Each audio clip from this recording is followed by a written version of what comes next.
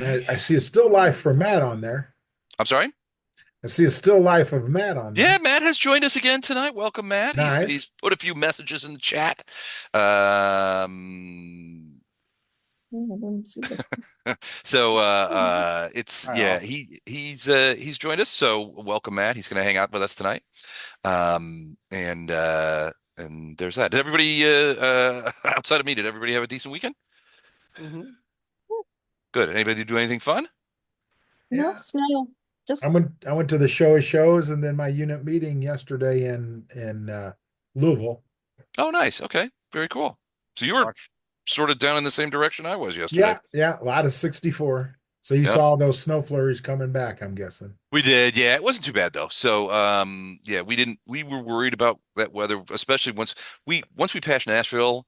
It did start snowing a little bit, and it got a little slippery by the time we got to the hotel, but it wasn't bad. So, um, But so, by show of shows, you meant like the Lamania film? No, no, this is a big military show. Okay. They got like 2,000 tables. wow, Oh, okay, dang, where was that? That was in Louisville. Yeah, yeah, I was at the Kentucky Expo Center. Very Yeah, nice. they have very it have cool. it uh usually this time of year, once a year. It's a huge thing. And then we have our reenacting meeting on that Saturday. Since we're a 501c, we have to have a meeting because we're non for profit if people want to do that. So we got a board of directors and Gotcha. Okay, got to do all that legalese crud. Gwen, how about you? You're suspiciously quiet over there. You probably had some crazy weekend going on. no, no. Well, I mean, for us, it was big snow. We had like almost a foot of snow, well, a Okay, combination of snow and ice, and it's actually like a glacier on nice. top because it was snow, and then we got like 3 inches of sleet, and it's been like in the 20s, like the Okay, high of 25 kind of thing. so you're like, I'm not going anywhere. No, I'm not going anywhere. I mean, I did the sidewalks. We're on a corner, so it was really something. Okay. We have the way the houses in our neighborhood are, they have the garages in the back and there's like an alley. And so I did the sort of like it's not really a driveway, but like between Well, the you need to invest into a flamethrower. yeah, Make it right. easy on yourself. Yeah, I've, that's I've, on the s- north side. So it's like the sun isn't there's no sun to even melt it. So that's gonna be Just pick but one I up mean and I knocked it down to like it's only 2 inches thick. nice. So I can drive over it if I had to. Yeah. Well, Excellent. ice is no good. Ice is, ugh. No, No, ice. it sucks. But And Memphis dodged their 21 inches Jim was afraid they were going to get. But we Wait, ended up where? with, Memphis? yeah, Do we they ended up, get snow? we had like 3 inches of snow, then an inch of ice, and then 3 to 4 more inches of snow. Oh wow. So, the only Memphis has maybe 1 to 3 snowplows, and they don't do Oh, ice. They only do, Don't do um, salt. don't do salt. They only do sand. And hmm. only even now, the only thing that's been cleaned is the main roads. All the side roads are still shit. Wow. And have you also been below freezing? Oh yeah.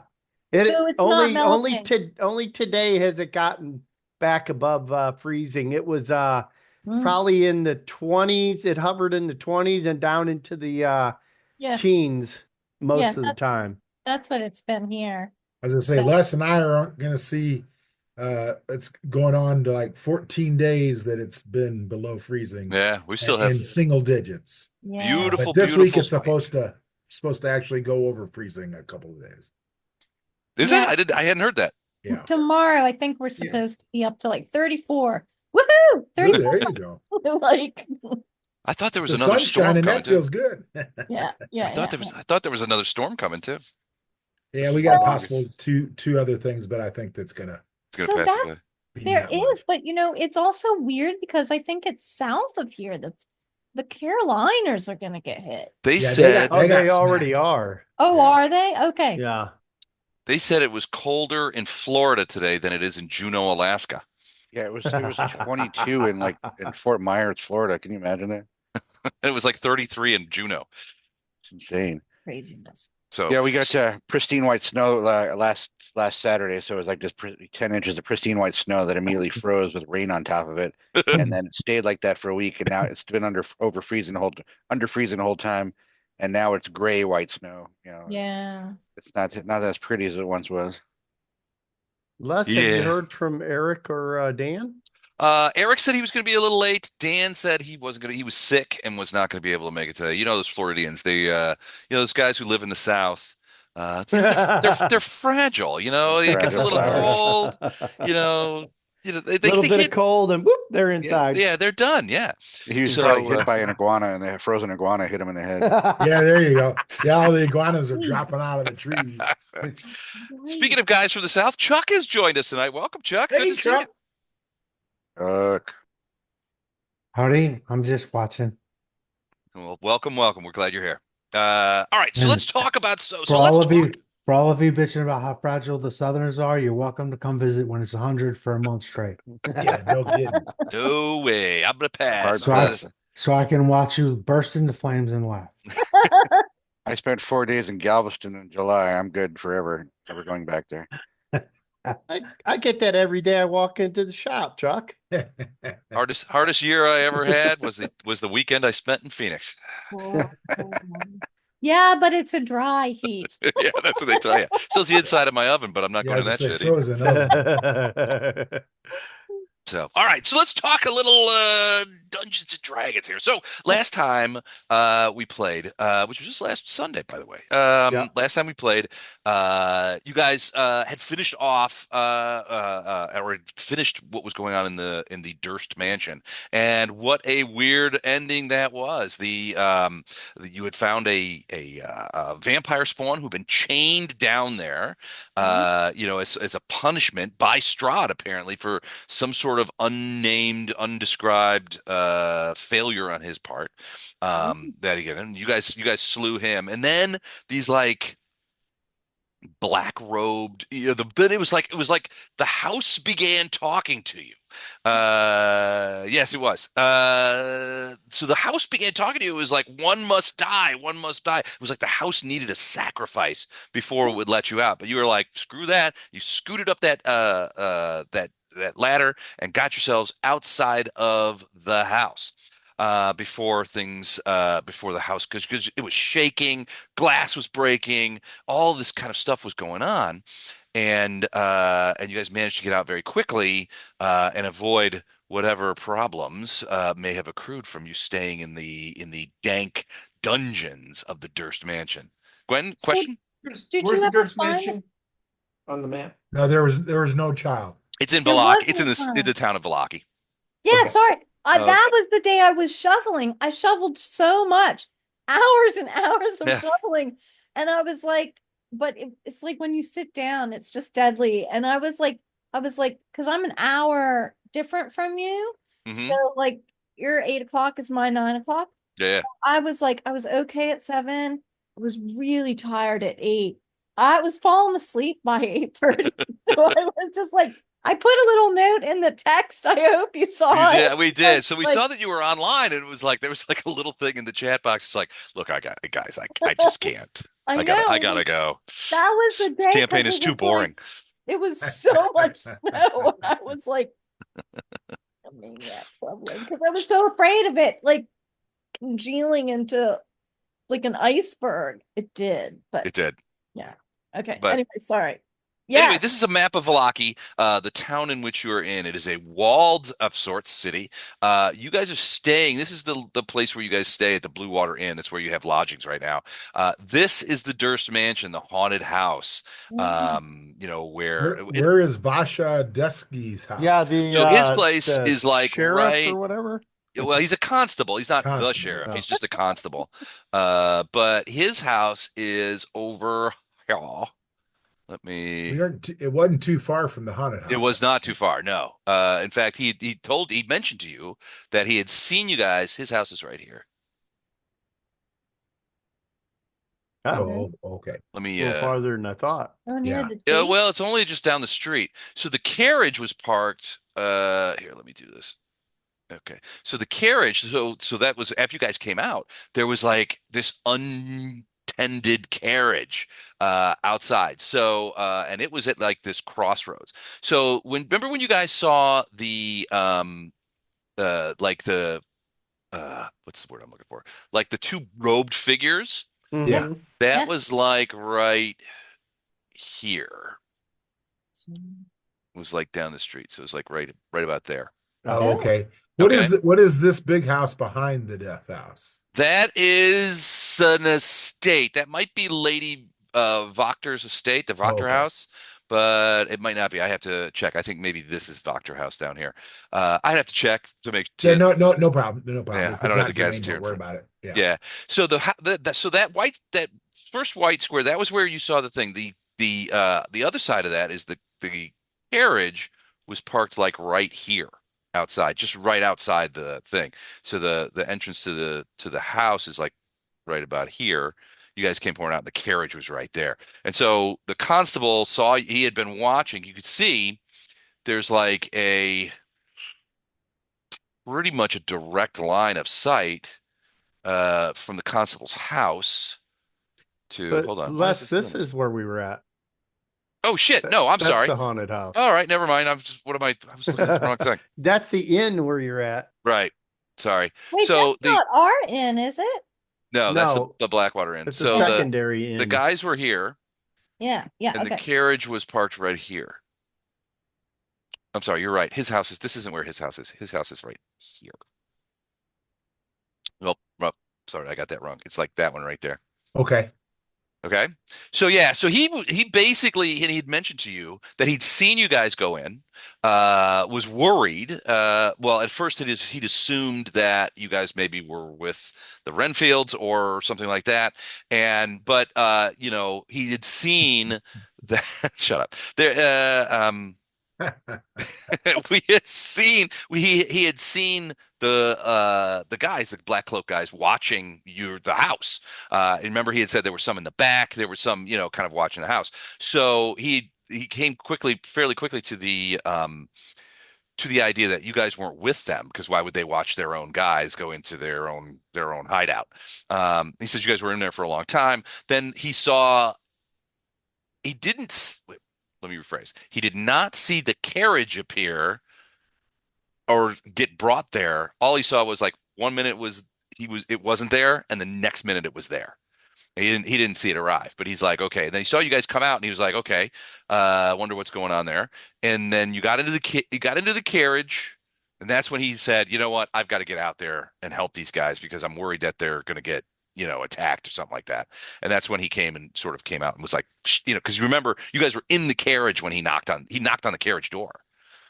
He was like, psst, come out of there, that It kind of thing. was all the thief who talked us into it. Yep, he definitely did. So yeah, so you guys got through Death House, and then you came out, and there was this ornate carriage waiting for you guys outside, and you guys stepped into that carriage, and it was empty. And what further, there was no reasonable means of idea of it, you know, how it got there. There were no horses attached to Yeah, it. no locomotion. There was nothing there. It was just a carriage. So you got in there, and there was like wine waiting, glasses waiting, and a note to you guys laying on the table inside the carriage. And if you recall correctly, this was the note. You may have entered my land as thieves, but you survived so far as professionals. Perhaps now you will entertain me as my guests. Silver is a dangerous thing in Barovia, but so are the creatures who control its availability and use. You came here as smugglers to threaten the order I have imposed upon this place. Come, let us speak like civilized entities. You may yet prove useful. Let this carriage bring you to my castle. Speak, and it shall be so. And then you were like, well, I don't know that we want to go see Count Strahd just this second at second level. So you didn't you decided not to go there. And that's when you heard Dasha Constable Dasha knocking on the carriage. You guys went with him to his house. And basically he was like, I was worried that the Renfields were going to get you. And then you started talking about some of the things that you had seen and that and he's like, "Oh yeah, let me get out a map." And so this is the map of Barovia that he brought out and was basically like, "Okay, you guys are here in Vallaki." And you guys brought out all of the different The deeds and stuff for like the mill and the house, turning over the house to right. You his showed him all that underling stuff, and and some of it he was ignorant of. He's like, I didn't know any of this. He's like, so he talked to you about a couple of things. One was you asked him about the mill, and he's like, "Oh yeah, the Durst's mill," because you had showed him the document that showed the parents sort of giving title and deed of the mill over to the children. He was like, they all disappeared all at once. It's like one night. They disappeared. He says, I don't think anybody's ever used that mill since. He immediately falls back into this sort of that constable state of mind. He was like, the legal ownership of that mill would probably be contested, that kind of thing. But yeah, he didn't know who owned that mill and was almost 100% certain that in the 15 intervening years since the Dursts disappeared, no grain has been milled there. So he just doesn't think it's been used at Right. all. Well, and he was alarmed to find out that we found the bodies of the Dursts. He was alarmed to find out that was, he's like, we So he basically what he said was we assumed that either the Count's men or the Count himself had taken them away. There was all he says like I was a constable back then when it happened, and he says like there was always talk of the Dursts, right? They were minor nobility, wealthy burghers basically, sort of in town, and there was always rumors of this and that kind of going on at the Durst Mansion, but it was never anything that we were ever called to investigate or anything like that. When they disappear, he's like, look, the reality is sometimes people disappear, and sometimes people are taken away by the Count's men. Um, and they never come back. Sometimes people are taken away to the castle and they never come back. He went away. He was taken to the castle. This is sometimes used as a euphemism for that person died. That kind of thing. What he could tell you is like anybody who has disappeared or has been taken into custody by the Count's men, they never come back. Hmm. Once so they're with gone, they're gone. so with the deed and Akutagawa, he could be Thorn Yeah, and we could get the mill over. that's Give him a right. little mustache or something. Yeah. Yeah. Possible. So that was what he was talking about. That I think you showed him some of the other documents, and he did know. I forget what he said about that one guy. He said that guy he hadn't seen for a while either. The guy who supposedly owned the mansion. That the count had sort of given the mansion to as or was he in the building when did you guys kill him? Rado, No, that was Radu was the Radu. vampire spawn in the basement. What was his name? It's on that It's on one of the paper. Yeah, deeds. It's on one of I the don't think we deeds. came across him. If we did, I don't recall. No, I don't remember, but we did find that he gave the Gave it to him. property to them. Yeah, my dear servant, Aleko Dobromir. Since the Durst family has abandoned this house with no living heirs, the property has been reclaimed by my estate. Enclosed, you will find the deed to the house. I'm sure you will agree is not only full payment for your services, but also a deserving reward for your good deeds and charity to my beloved Barovian people and the church. Such a grand house, once renovated, will certainly make you the envy of the aristocracy, so on and so forth. No date on that. So yeah, Wes, he didn't what know who that guy was. what does Dasha say about this like encampment spot south of Vallaki? So that is, well, let's go to the notes and see what he says. All right. So what he says, oh, he's like, yeah, so that's traditionally a what he calls a Vistani camp. That's not a word you've heard anybody use Okay. before. The Vistani are sort of like, so the way he gets this kind of look on his face when you ask him about that. He's like, oh yeah, that's a traditional Vistani camp. The vibe you get is that he doesn't like the Vistani. He says the Vistani, he says they're not friendly and they're definitely not welcome here in Vallaki. They're mostly, uh, they're thieves and they steal things. They move around the map. They camp in various places. They leave a huge mess and then they move on to another place. While if they come in, if you Gypsies? yeah, kind of well, yeah, kind of like gypsies. Do If they they have come in, any that look like Cher? Is that here? yeah, Yeah. that's here. Like that little bit. Yeah, let me. Yeah, that. Yeah. I will show you. Yeah, so this little fella right here, I am not on the right thing. Hold on. Hold on. Do Looks this. like there's a pathway here. Well, we probably once daylight comes and we leave the constable's place, we probably should go see Madam Madam Eva. Eva. Yeah, Yeah. to find out what's the story because she knew that girl's name. And did the ghosts ever come back? The children's No, They no, did we not. never saw the children again, and we definitely didn't find a little girl. So Uh, you did talk with the constable the said that constable she New was Arena in town, not about as a little girl though, but as an adult. yeah, Right. about 2 weeks ago. So he'll tell you that yeah, he knows Arena. Her full name is Arena Kolyana. And she's from she's originally from Barovia, village of Barovia. He's like she's not a little girl. She's a young woman. Probably between he wouldn't speculate. He's like, I don't know her personally, but she's probably 20 between 25 and 29 years old. Well, and Uh, that, with the Durst family being not seen for 15 years, I think you said that kind of ties in with the kids 15 years ago. right. So yeah, if 15 years ago if she's 25, she would have been 10 years old, between 10 and 15 years old, 10 and 14 years old, which seems like based on what the ghosts told you.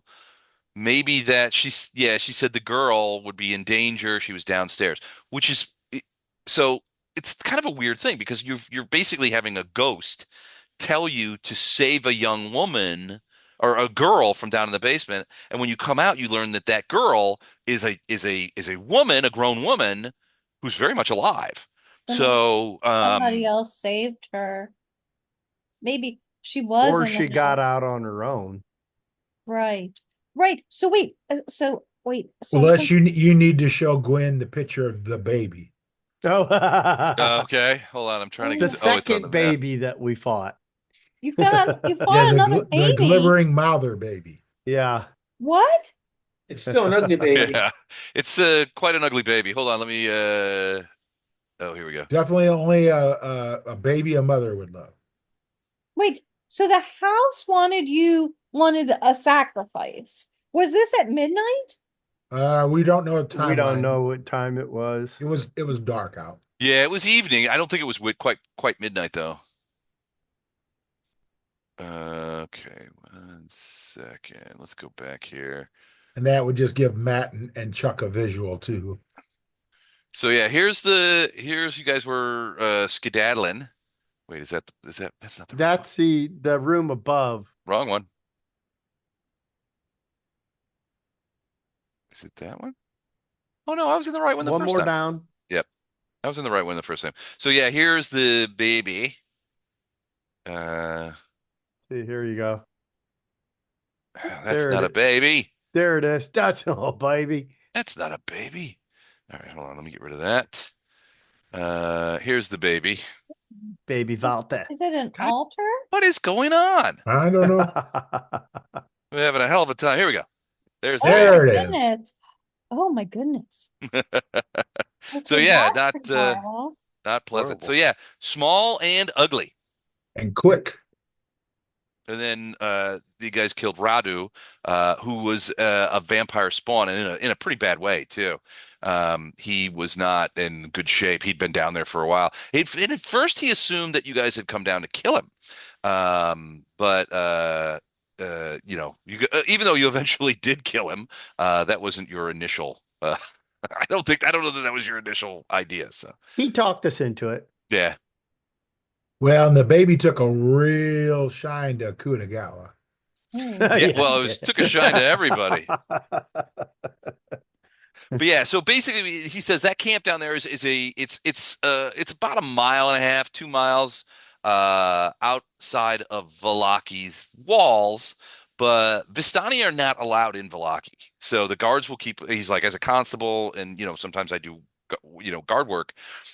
We don't allow Vistani come in here. Every time and sometimes they kind of sneak in and he's like they'll commit petty crimes, pickpocket. If they get the opportunity, they'll steal stuff from stores. They especially like to steal horses and things like that, which they'll take with them. It helps them, and they go around in these big wagons. They're just a problem. But nobody, there's little tribes of them all over the place. He says that patch there is where a fair amount there it's a traditional place where they go. So most Valakians will stay away from there. Avoid it. Except the men come around at night and throw their money down. He seems somewhat disgusted by that idea. He's like I wouldn't go anywhere near that camp with any money at all on me. So yeah, he's like you could sense the distaste in his voice when he talks about the Vistani. And he's like, they aren't friendly. They're not welcome here. They will rob you blind. He's like, in some cases we suspect that they've committed crimes, murders, even, killed people for money. He's like, your average Vistani will do just about anything for money. Yeah. Wow. Yeah, Grandpa saw potions of Dr. Good, and Hmm. his daughter will dance for the money. I know the whole thing. Hmm. Wow. So after that, you guys talked about the cards that Madame Eva had shown you, and if he knew anything about about the potential thing. So the first one you showed him was the Five of Swords, about to looking for the den of wolves in the hills, and the treasure belongs to Mother Night. And this was I forget what exactly. I think it's the Tome of Strahd, was the treasure. So that was like over here. So he said, I don't know. There's wolves all over the place. You guys will remember from like the Blue Water Inn. All the They had Yeah, pelts and all the stuff. skins, Yeah. yeah, wolves. and Yeah. pelts. So they hunt wolves a lot around here just because wolves are so dangerous. And he'll go on to say, he's like, there are places that are particularly problematic for wolves. And he'll even point them out on the map. He'll like be, this, he's like where the road is dangerous Mhm. because of wolf activity. And he's like around here, if you're going that way, over by the West Gate, on the way to Barovia, there's all, you hear all of these places are places in which wolf attacks have taken people's lives. So he outlined a few of those places along the Svalich Road. Um, he's like, you want to be careful. Carriage breaks down. You don't want to be there after the sun goes down, and maybe even sometimes before the sun goes down. He goes that there's wolf activity. But what you're talking about here, where he's like, the treasure belongs to Mother Night. He says you're probably talking about werewolves, and those are up in this area here. So he was saying like up in this region, in the Svalich woods and up along these things in the hills. He's like, look, Mother Night is sort of like a typical kind of name that he's like. First of all, you may or may not know most werewolf tribes are matriarchal, and so a lot of times, the leader of the matriarchy of a particular clan will be like Mother Night or Grandmother Tooth or Mother Moon or something like that. They all take on these things. So Mother Night, he goes, it's probably referring to some clan matriarch, werewolf clan matriarch. But yeah, the hills overlooking a lake, you've got Lake Baratok, and these hills overlook that lake. So it could be up in there. The only other place that he thought, and you probably didn't see that. So Lake Baratok here, there's hills overlooking there. And he goes, and I know that there are wolves and probably where wolves are, it's probably werewolves. He says, so there's probably stuff over there. But the only other place that he can think of where there's hills overlooking a lake would be down to the south at Lake Luna. These hills, the mountains of down here will overlook this lake. So it could be down there that she's referring to. But I mean, there could be wolves in there. Luna Lake isn't known specifically for wolves, but these mountains up here, the Svalich Woods, yeah, they're filled with wolves. Okay. So then he was like the Four of Stars, and what Madame Eva, you related with Madame Eva. I see a fallen house guarded by a great stone dragon. Look at the highest peak, and he was like a silver dragon. Are you talking about silver dragons of Lord Argynvost? And he basically told you a story. He's like when the Count drove his enemies into the valley, and this is ages ago. The last thing that they expected to encounter was that there was a silver dragon named Argynvost who lived in that valley for years. And there were some who said that he lived there in the guise of a nobleman. Either way, he was the lord of that region. And he supposedly had like an order of knights that were either called the Order of the Dragon or the Order of the Silver Dragon, something like that. That were like these knights that worked for Lord Argynvost and would go through the land righting wrongs and knighting it up, that kind of thing. Yeah, he goes, I don't know any of the stories. I'm sure there's stories that you could find out from some people about what good deeds they did and shit like that. They were when the Count first came to Barovia, the legend goes, it was Lord Argynvost's knights were sort of leaders among the resistance, and they were like heads of the battles and stuff like that. But they were defeated, obviously, by the Count and his forces. And the story goes that Lord Argynvost converted back into silver dragon form when he was defeated by the Count, and then he was hacked to bits and transported to Castle Ravenloft as a trophy. But the place where his stronghold is called Argynvost Holt, which is down in the south. It's down here. Are these rivers navigable? Can we take boat? Sure, there's a lot of boat traffic on these rivers and lakes. Flatboats mostly, fishermen. Hmm. But yeah, so he's like, if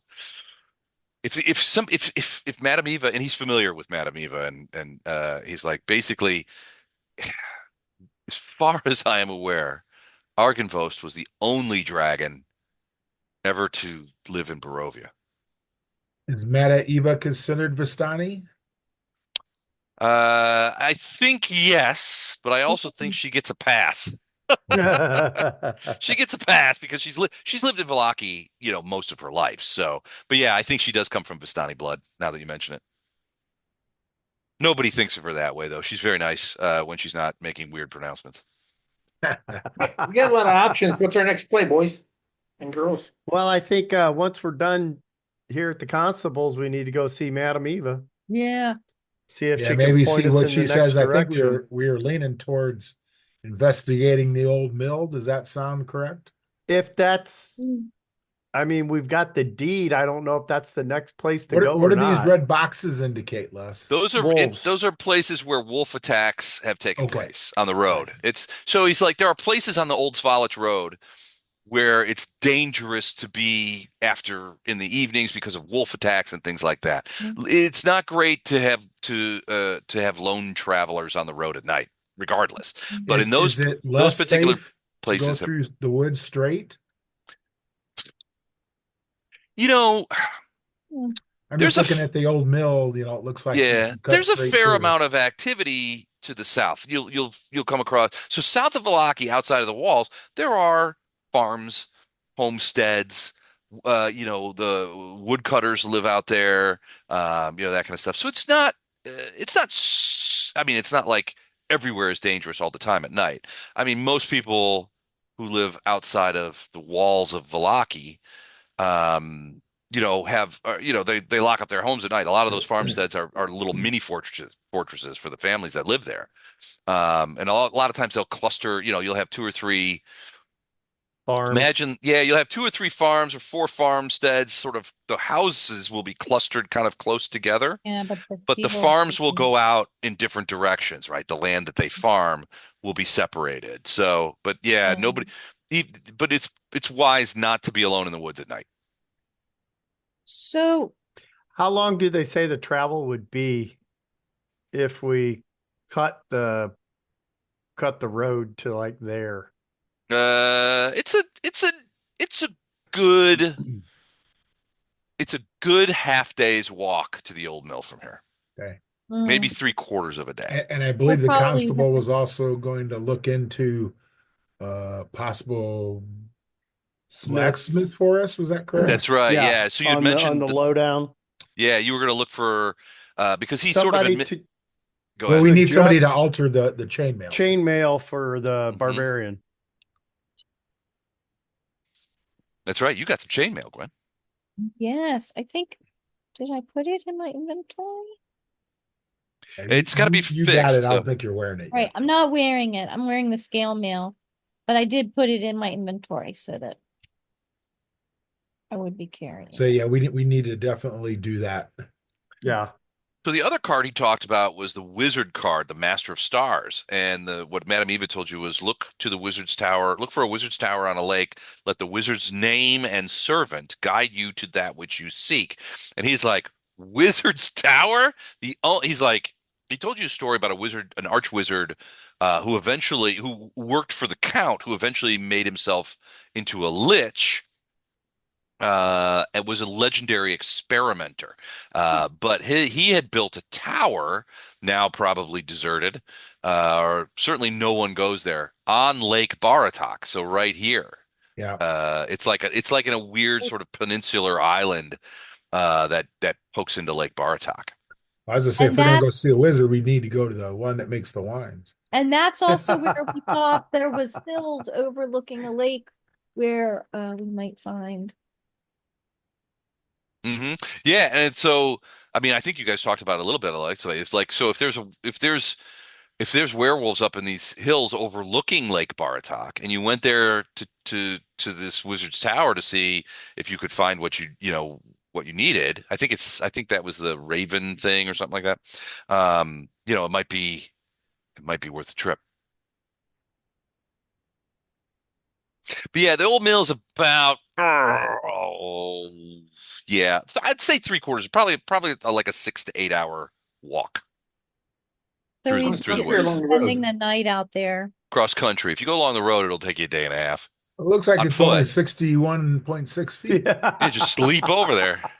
You could jump that. But yeah, Wait, and what was it that we wanted to go to the campsite for? No, we didn't. I just asked what that campsite We're was. Oh, okay. we're just trying to anticipate where Madame Eva might be sending us. so just so you know, I think you guys can write on this map if you want to. This is your map, so I have other maps. If you want to write notes and stuff like that. Oh, it looks like the first card was okay. I can tell you. Hold on. I have Den of all wolves overlooking. Well, the like I say, mountain. we need to get that chainmail adjusted and Yes. then maybe do a little side project with what little silver we have under the table. okay. And then Well, the constable was going to check on that right. too, And then but talk to Maddie Eva and get our introductions with Mr. Meadow. Okay. So just I was just looking at the cards. The Tome of Strahd is the one that says look for a den of wolves over thing. This is supposed to be a special book that is a particularly strong, kind of powerful against the Count. The Holy Symbol of Ravenkind is the next one, the Abjurer, which is in the House of the Great Stolen Dragon. This holy symbol is supposed to be the ravens supposedly are friends of Strahd, so maybe there's a way to command them, but it's supposed to be powerful against Strahd as well. Um, and then there's the one in the Wizard Tower on the Lake is the Sun Sword. It's a sword, a magical sword that sheds light, that kind of thing. Now, from the arena is Evil's Bride is the one you seek. Supposedly that was theoretically referencing Arena. Right. So, she's supposed to be your ally, according to Madame Eva, in the fight against the Count. So we don't really know her story yet or anything like that. And then No. the last one was Strahd himself. Your enemy is a creature of darkness. The card will lead you to him. He lurks in the depths of darkness in the one place to which he must return, which you guys interpreted as that you will find him eventually at Castle Ravenloft, which makes sense. What Not did you sure say you the sun was? I'm sorry? You said something about a sun sword? Yeah, the Sun Sword. It is so according to Madame Eva, it tells of a weapon. It's a weapon of vengeance, a sword made of sunlight. That's the wizard's tower. And that's at the Which Wizard's might Tower. possibly be there. So the holy symbol of Ravenkind is a powerful force for good and protection, a holy symbol of great hope, it is referred to. And the Tome of Strahd, it's she said this card, when she turned the card, it tells of history. The knowledge of the Ancient One will help you better understand your enemy. I don't see the wizard's tower on the map. It's See not where marked. Lake Baratok is to the left of Lake Zarvich, John? Yes. Okay, there's a little peninsula. There's a little tower on that peninsula. So Okay. that's the Den of Wolves. That's the only Wizard's Tower that Dasha can think of. Well, and according to DDO, that pans out less, so you're good. Oh, good, great, bunch of cheaters. All right, off to Madame Eva's. Well, I think we need to go to the blacksmith first, and Well, then I Madame thought we'd Eva's. send the constable to the blacksmith and we go to Madame Eva's. Yeah, the constable he's because you had mentioned the Because he doesn't constable. want us Because they probably might following want, him around to all his sources. Well, that's no, true. no, but they might want to take measurements. Yeah, and they're gonna need to work on the mail and stuff. So Yeah, he's like, let And me it talk might to the guy take a first bit of because you guys wanted time. to talk. I mean, if it's just about the armor, he's like, I can, any blacksmith in town will be able to help you well, out. I think But we you go want to the guy he suggests to the armor, and then maybe the manipulation of the silver. But I think we start it with the chainmail to to. show our good faith, kind of thing. Yeah, and he said he wants to feel a guy out. He's like, there is danger accrues to having a significant amount of silver. And he's frankly, when you guys show him the silver that you have, he's frankly shocked at the volume that you have. He's like, holy shit, he's like, nobody has this much silver.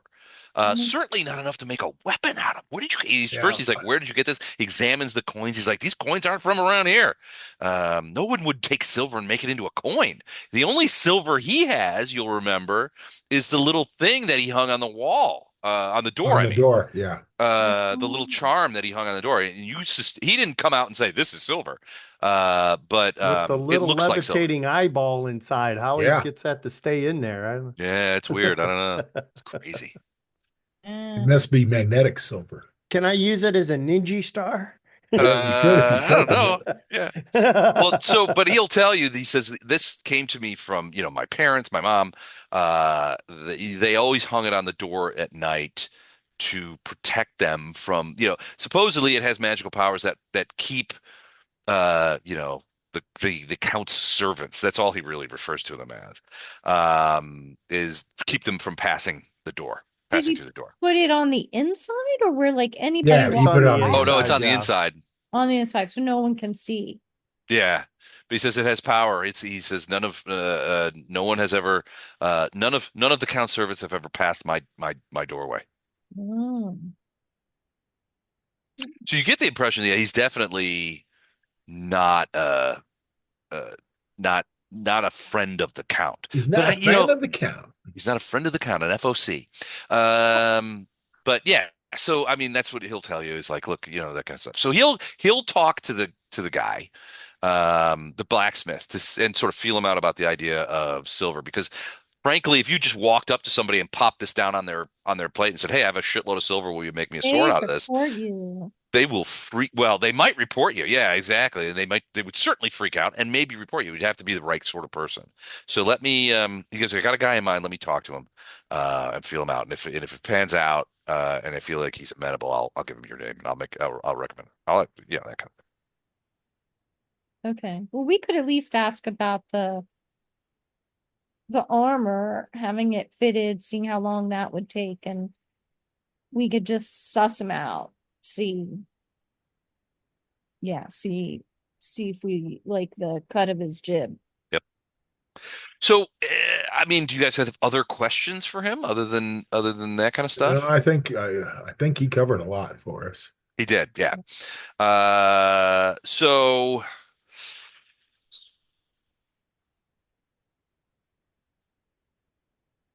So after, I mean, ultimately it's late at night. He's tired. Oh, He's well, like, we had done the thing for my so it was 8 hours through the night Oh, that's right, For his yeah. ghoul. for my Yeah. Ghoul my fever. You broke the fever ghoul thing. fever. Yeah. Yeah. Oh, you So fixed the ghoul fever. That's good. Yeah. yep. So they clicked him out of bed and then dawn approaches and Tenzin's feeling much better. The fever's obviously broken. The weird smell that he was starting to emanate is I not there blame that anymore. on ZZ. Yeah. And Well, I told you I like to use spices when I cook. frankly, Tenzin, you just feel a lot better. You were starting to get like a metallic taste in your mouth. Your stomach was rumbling like you were hungry, but you didn't really feel like eating. It was just you were just starting to feel a little weird. But now you feel quite a bit better. Um, Once Dasha wakes up, and he's been sleeping through most of this ghoul fever getting rid of. Um, You sleep for another hour or two. It's dawn. He gets up and begins making tea and putting together eggs and rashers of bacon. Enough for everybody. He's fixing breakfast. And he's basically just like, as you guys get up, he basically says, "Look, I'm not going to ask you why you're here and where you came from. Um, I don't want to know because I don't want to be in a position to have information about you that I can divulge to the wrong people." Oh. Well, I will tell you this. He says, obviously you're new in Vallaki and you don't know our ways, so I will tell you this. Um, Daytime is absolutely, you guys went into that, you were in that house at night, and I was a little worried. Daytime is the best time to operate, because certain members that number among the count's supporters prefer the night. It's not to say he doesn't have supporters that like the daytime, but there are some of them that much prefer working at night. And he sort of raises an eyebrow to see if you get sort Yeah. of like get that. Unless I Beyond, tell him I'm fine with him knowing what we're doing. We're actually real estate investors that are gotcha. looking for new opportunities. We're I thought we were That's why selling we were real looking in the estate house. speculation. That's what we got in the house. And the real estate agent just vanished. We didn't know what the hell we were doing. So we figured, the broker just appeared. So he Notice does. into the basement. That's the last I saw him. He does ask. He says, like, "Are you guys going to be staying in Vallaki for the foreseeable future?" We're not sure right now. Yes. Okay. Fix it up, flip it. I'm sure there'll Yeah. be a thousand customers like Haunted Mansion, but now it's all better. And its own dungeon and crypt. Hell yes. Hell Prime to the yes. location. He sort of laughs. He's like, if you're gonna be in town for a while, you better prepare yourself for the festivals. Ah, the Woohoo! festival. What? So he's like, so Well, if there's a bondage festival, we've got a basement. That's it. Right. our dumb Burgermeister, the Baron Volakovich, uh, is well, frankly, he's not a brave man in any stretch of the word, and being in a notable, being as the sort of the Burgermeister of the biggest town in Barovia, he's Mhm. obviously had to meet with the Count. There are a lot of people. Basically, the scuttlebutt is that when he came to power as the Burgermeister after his father died. Um, he was invited to Castle Ravenloft to meet with the Count. He came back from that meeting a changed man. Um, he does almost anything that he thinks will keep the Count away from Vallaki and keep him on the Count's good side. I don't know what nobody really knows what transpired at the castle, and he does has ne to my knowledge has never spoken about what transpired at the castle. But he was a different guy when he came back, and so one of the things that he does is we have like festivals, various kinds of festivals that he throws every couple of weeks, and everybody has to participate, and there's a whole thing. Everybody has to be super happy about it. I think he thinks that if everybody in Vallaki is happy, the Count will not pay it. Will never come here. But yeah, there's a Okay. festival. There's one festival coming up. And he sort of scrambles around on the on the he's like, I think I got one around here somewhere. One of the flyers that they've been hanging up. Yeah, here's one. Um, yeah. Okay. This festival's called the Festival of the Blazing Sun. Isn't that Ooh. nice? Biggest event of the year. Yeah, sure. Until a couple of weeks from now, that one will be the biggest one. And as you can see, Are they participation is mandatory. So are Um, they all solar themed? no, sometimes it's like I don't so know. is The there a last one festival? was Is there a go ahead. festival of the Blazing Saddle?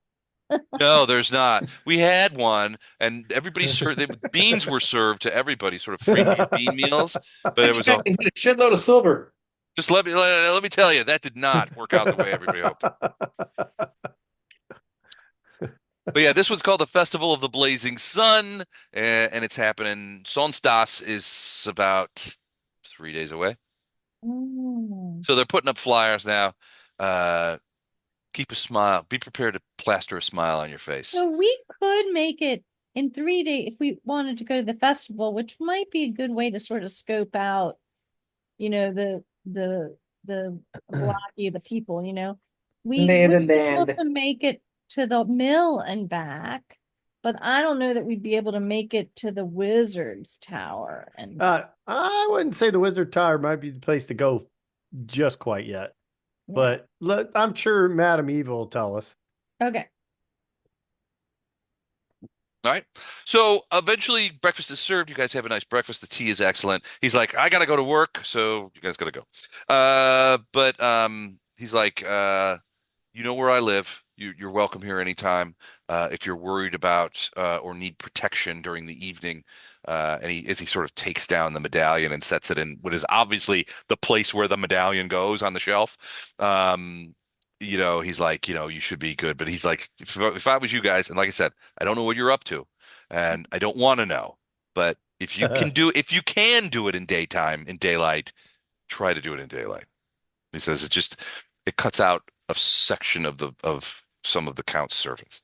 So if one were to travel and be on the road overnight, any advice for how best to stay safe? Well, there's a certain safety in numbers, Mm, especially if you have enough people that you can stand a watch, build a big fire, mm, that kind of thing. Um, you can rent a carriage, a drawn carriage, a two-horse carriage, or that kind of stuff. mm. And some of them are pretty staunchly made. You can ask for, a carriage, which will provide some protection both from the elements and from wildlife. Wolves don't have thumbs. So they won't be able to open the door. And a lot of those carriages are lockable from the inside. They have bolts that you can lock the doors. Do you have So carriages with rich Corinthian leather? they all have rich Corinthian leather. We import it from Absolutely. Corinthia. But yeah, so that's if it was me, he's like, I don't go outside the walls too often. But if I was, I would want to go in a group or in a strong carriage. Okay. You have to keep an eye on your horses though. The Vistani, if there's one thing that they love to steal more than anything else, it's horses. The Stony steal horses. Okay. Yeah. And if you rent a carriage with horses and the horses don't first, how do you get a carriage back if you don't have any horses? Yeah. If your horses get stolen. And second, if you bring the carriage back without the horses, they're gonna charge you out the yin yang for those horses. Right. Outrageous. They will be outrageous prices. Okay, so we might as well just hoof it. It's Still- possible. I mean, if you've I got enough still people, think we should have stole the wheels off the Count's carriage. Ooh, you can hear it bumping away. Yeah. Just dragging along the ground. Did we lose Bowman? Yeah, he something with a cable currently. Okay. Ah, Did he text? I text him and ask him. Okay. So, any other questions for the guy? yeah, so we basically have 4 PC. Is Matt playing? Does he have a PC? Not tonight. He doesn't. Okay, so we get basically 3 right now, maybe 4 if Bowman comes back. yeah. We're gonna take about And Eric Yeah, said Eric's he going to would join be us here in there. a little bit. Yeah. Yeah, he said And we something can about still do the like I said, we can go to talk to Madam Eva and get that it Yeah. takes 6 rounded strong. out. 6 long runs. and the blacksmith to start work on the thing. See, like maybe it would be expensive. Let's go to Blacksmith first and then Eva. Okay. Because Blacksmith's dropping something off, right?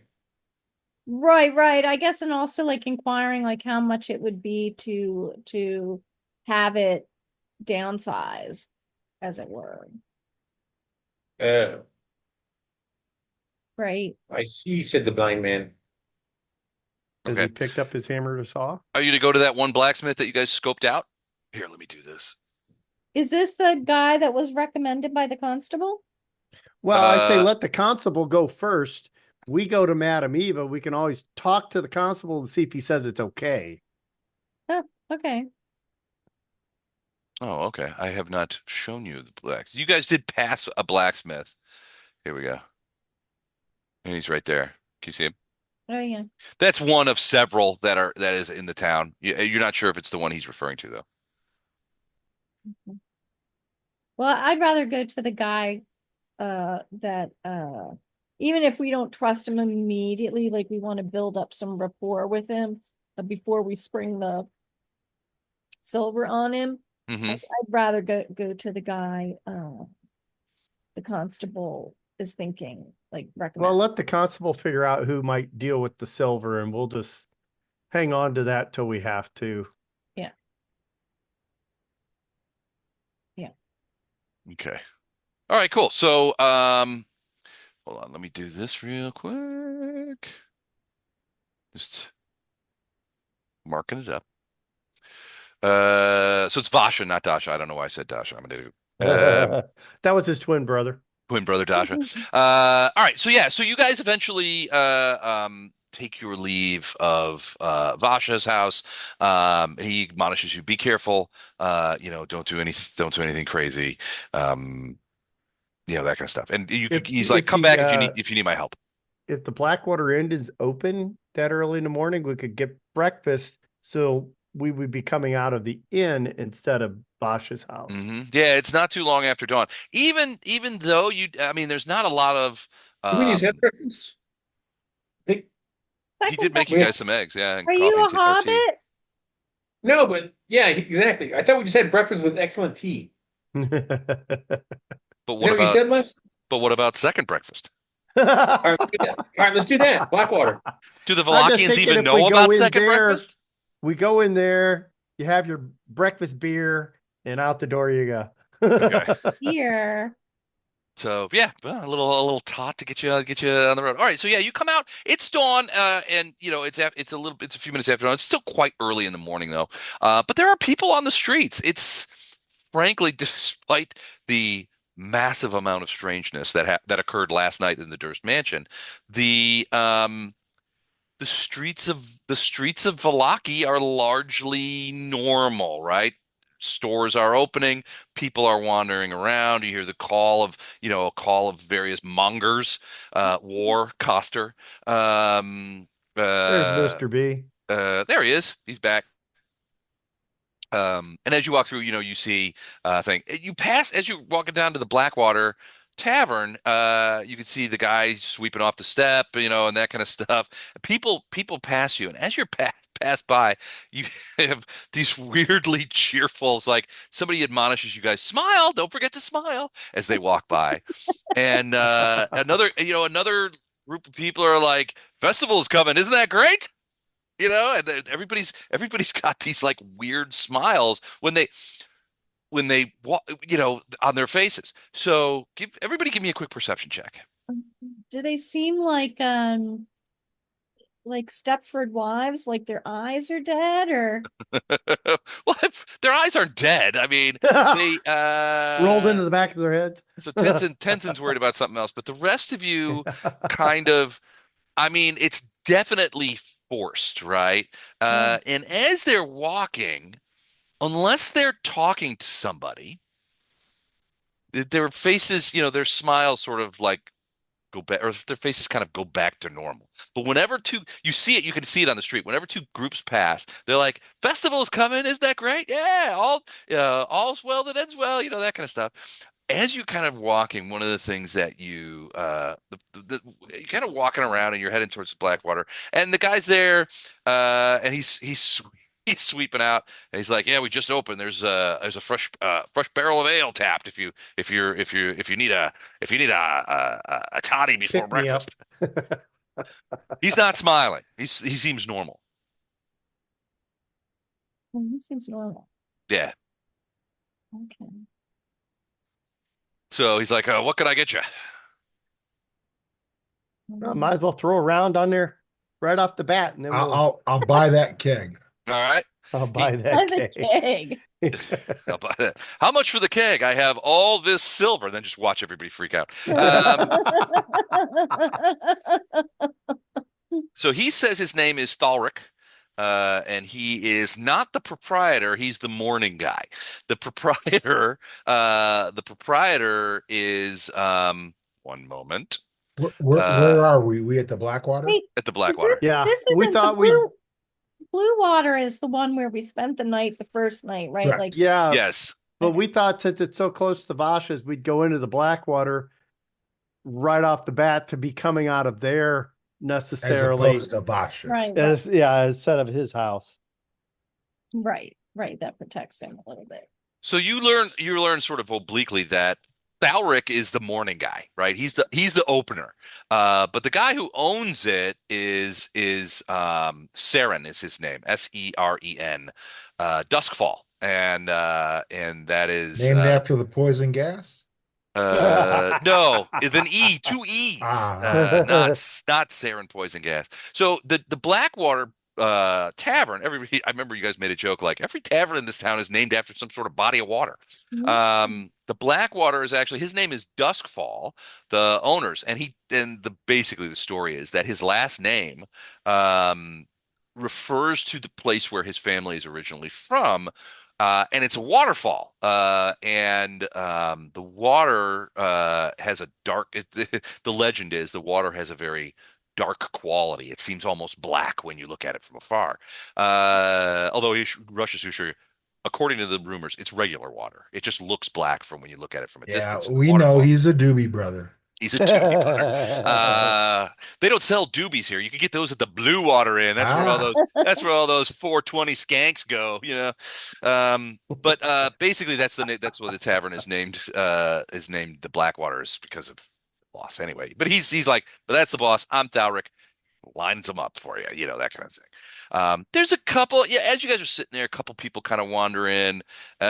one guy says to Thalric, hey, Thalric, why don't you smile more? And Thalric's like, screw you. I'm not smiling just because the Burgomeister says I have to. Screw that. He's like, well, you're not gonna be good for the festival. And they're like, it's obviously they're teasing him about it. Oh, But yeah, he's basically, not doing that. But yeah, there's a couple, there's probably another 4 to 6 people that sort of wander in during the time you guys are at the table where you guys are sitting and just hanging out. They seem fine. Business is kind of business, and he's doing that stuff. Finally, so an older guy shows up. He's obviously the cook. Equally, more obviously, he's late. So Thalric says, "You get back there and start cooking. We got customers." That kind of thing. And so, but it's just like a regular, you know, it's not as nice as the Blue Water Inn, but it's convivial. okay. Can we ask, did you say his name was Thorin? Thalric. Thalric. Can we ask him, like, can he recommend a blacksmith? I've got this chainmail, it doesn't fit quite right. Maybe I lost a Chainmail. little Oh, weight. okay. I Thinking about need to thinking have about joining the guard, are you, little lady? Well, yeah. Um, absolutely. So he goes, you know who you want to talk to. yeah, For someone of your size, I yeah. think probably the best guy to talk to would probably be Vladek Morvain. He's one of your countrymen. Oh, And I bet he knows his way around. And he's a great blacksmith. mhm. He made me some arrowheads not too long ago when I was going off on a wolf hunt with some of my cousins. Oh, where would I find him? Vladek's place is a little off the beaten path. So he's got a place out by the church. The Church of the Morning Star at St. Andrews. It's way back out that Yeah, way. Here, let me half show you. town, He's got eh? a little house, and then he's got a little place nearby, right next to the house, where he and his son, sort of, they And do what was his name, Loss? I'm sorry. Vladek Morvain. So that's where his place is right there. So Okay. his house is in the back. Okay. Sort of in the back, and then the shop is over here. He's right down from St. Andrews. Okay. Oh, okay. We'll go have a talk. I mean, Yeah, he might be the best person if yeah, he's he does great helping. work, and he's one of your countrymen. So I was gonna say if he's a one of your Jedi kin. human, Yeah, Yeah, Thorin. he basically, you get the weird impression that they may not know the word for dwarf here, but he definitely. So Thalric basically says is he's one of your people. One of the height challenged. Yeah, Yeah. shorties. Well, it is. So But yeah, so that's who he recommends. He says, he goes, I don't have much call for blacksmithy unless the cook needs a new knife or a pan, and I need arrowheads to go hunt wolves. But beyond that, yeah, he's the guy I go to. Oh, hunt wolves. Where's the best place for that? Boy, you can't hardly go wrong hunting wolves around here. So, you know, the reality is, he'll tell you, he says like everything that's not Lake Zarovich, Mhm. you could put an arrow in a wolf. Anywhere south of here, various kinds of things. Let's go back. The barman goes, let's go back to that map that you guys were looking at with Vasha. yeah, that's Uh, like asking somebody in Florida if the water's got alligators. Right, exactly. So he's like, these woods to the south of us are full. The south and east are full of wolves. Oh, Me and my cousins, we like to go east, in between the Svalich Road and Lake Zarovich. mm, That's where we like to hunt. Sometimes we'll get out there 2 or 3 days. We'll go, a little bit around the lake, and check those. It's really, there's some really good hunting down there. A lot of people like to go south. There's wolves down there, but I think the hunting's better to the east, personally. that's good to know. Yeah, yeah. Might be nice to get out there and do a little hunting before the festival. Oh yes, I think that would be we just went a couple. So Thalric will be like, we just went a couple of days ago, got two nice wolves, and burnt up a den. So to keep other wolves from taking it up. So it was a successful hunt. My cousin is getting the pelts done.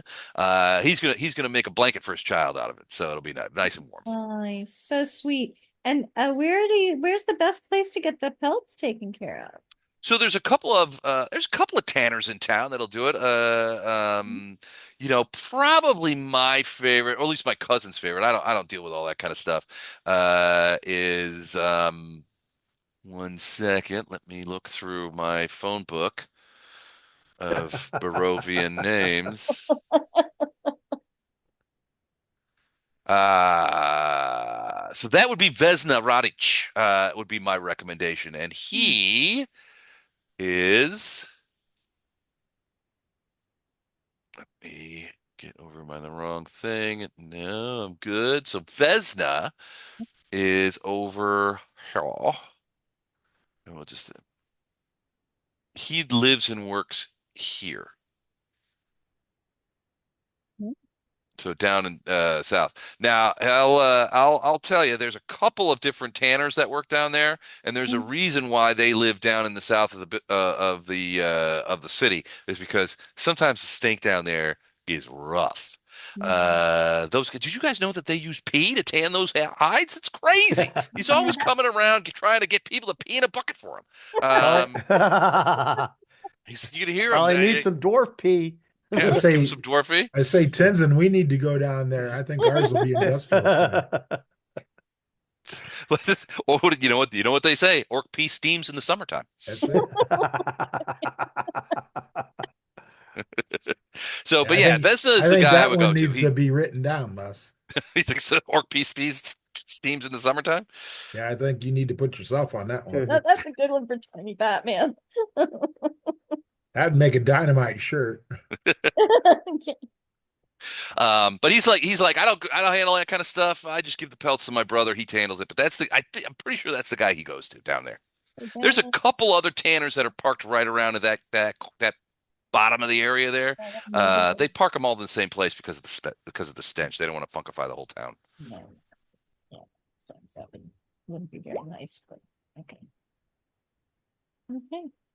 The energy drink is not pee. So they claim. Anyway, so do you guys want anything to eat or anything like that? Nah, we're fine. Thank you. Okay. All right. We're just So drinking this morning. yeah, he's sliding up, and the ale is it's good. It's fairly low alcohol. This is definitely breakfast ale. Yeah, breakfast beer. Yeah, so it's low alcohol. It's for thirsty haunted house guys. It's a refreshing. It's a Like refreshing Natty beverage. Light. Yeah. Gatorade for adults. Like All right, Natty Light. once we're done with him, we'll head off to Madame Eva's house. Okay. Okay. So you head down south to Madame Eva's. As you pass through this sort of like little town square here, you see a couple of things. So the first thing you notice is that near the center of the square is a large stocks, and there's somebody in it. So you can see there's a guy, looks like an older dude. He's in the stocks, kind of like you could see him. You could sort of see him from a distance. You can also see there's a variety of people kind of wandering around and that stuff. But there's two constables who are sort of standing around. They're a little bit away from the stocks guy, and they're looking on the ground. One of them picks up. It looks like a large torn piece of paper. And they're picking it up, and you can see them talking to each other. As you continue to walk southward towards Madame Eva's, you eventually get you catch their eye. And there's other kind of other people around, but you catch the constable's eye, and they come walking over to you, and they're like, "Oh, wait a second, we have a question for you." Okay.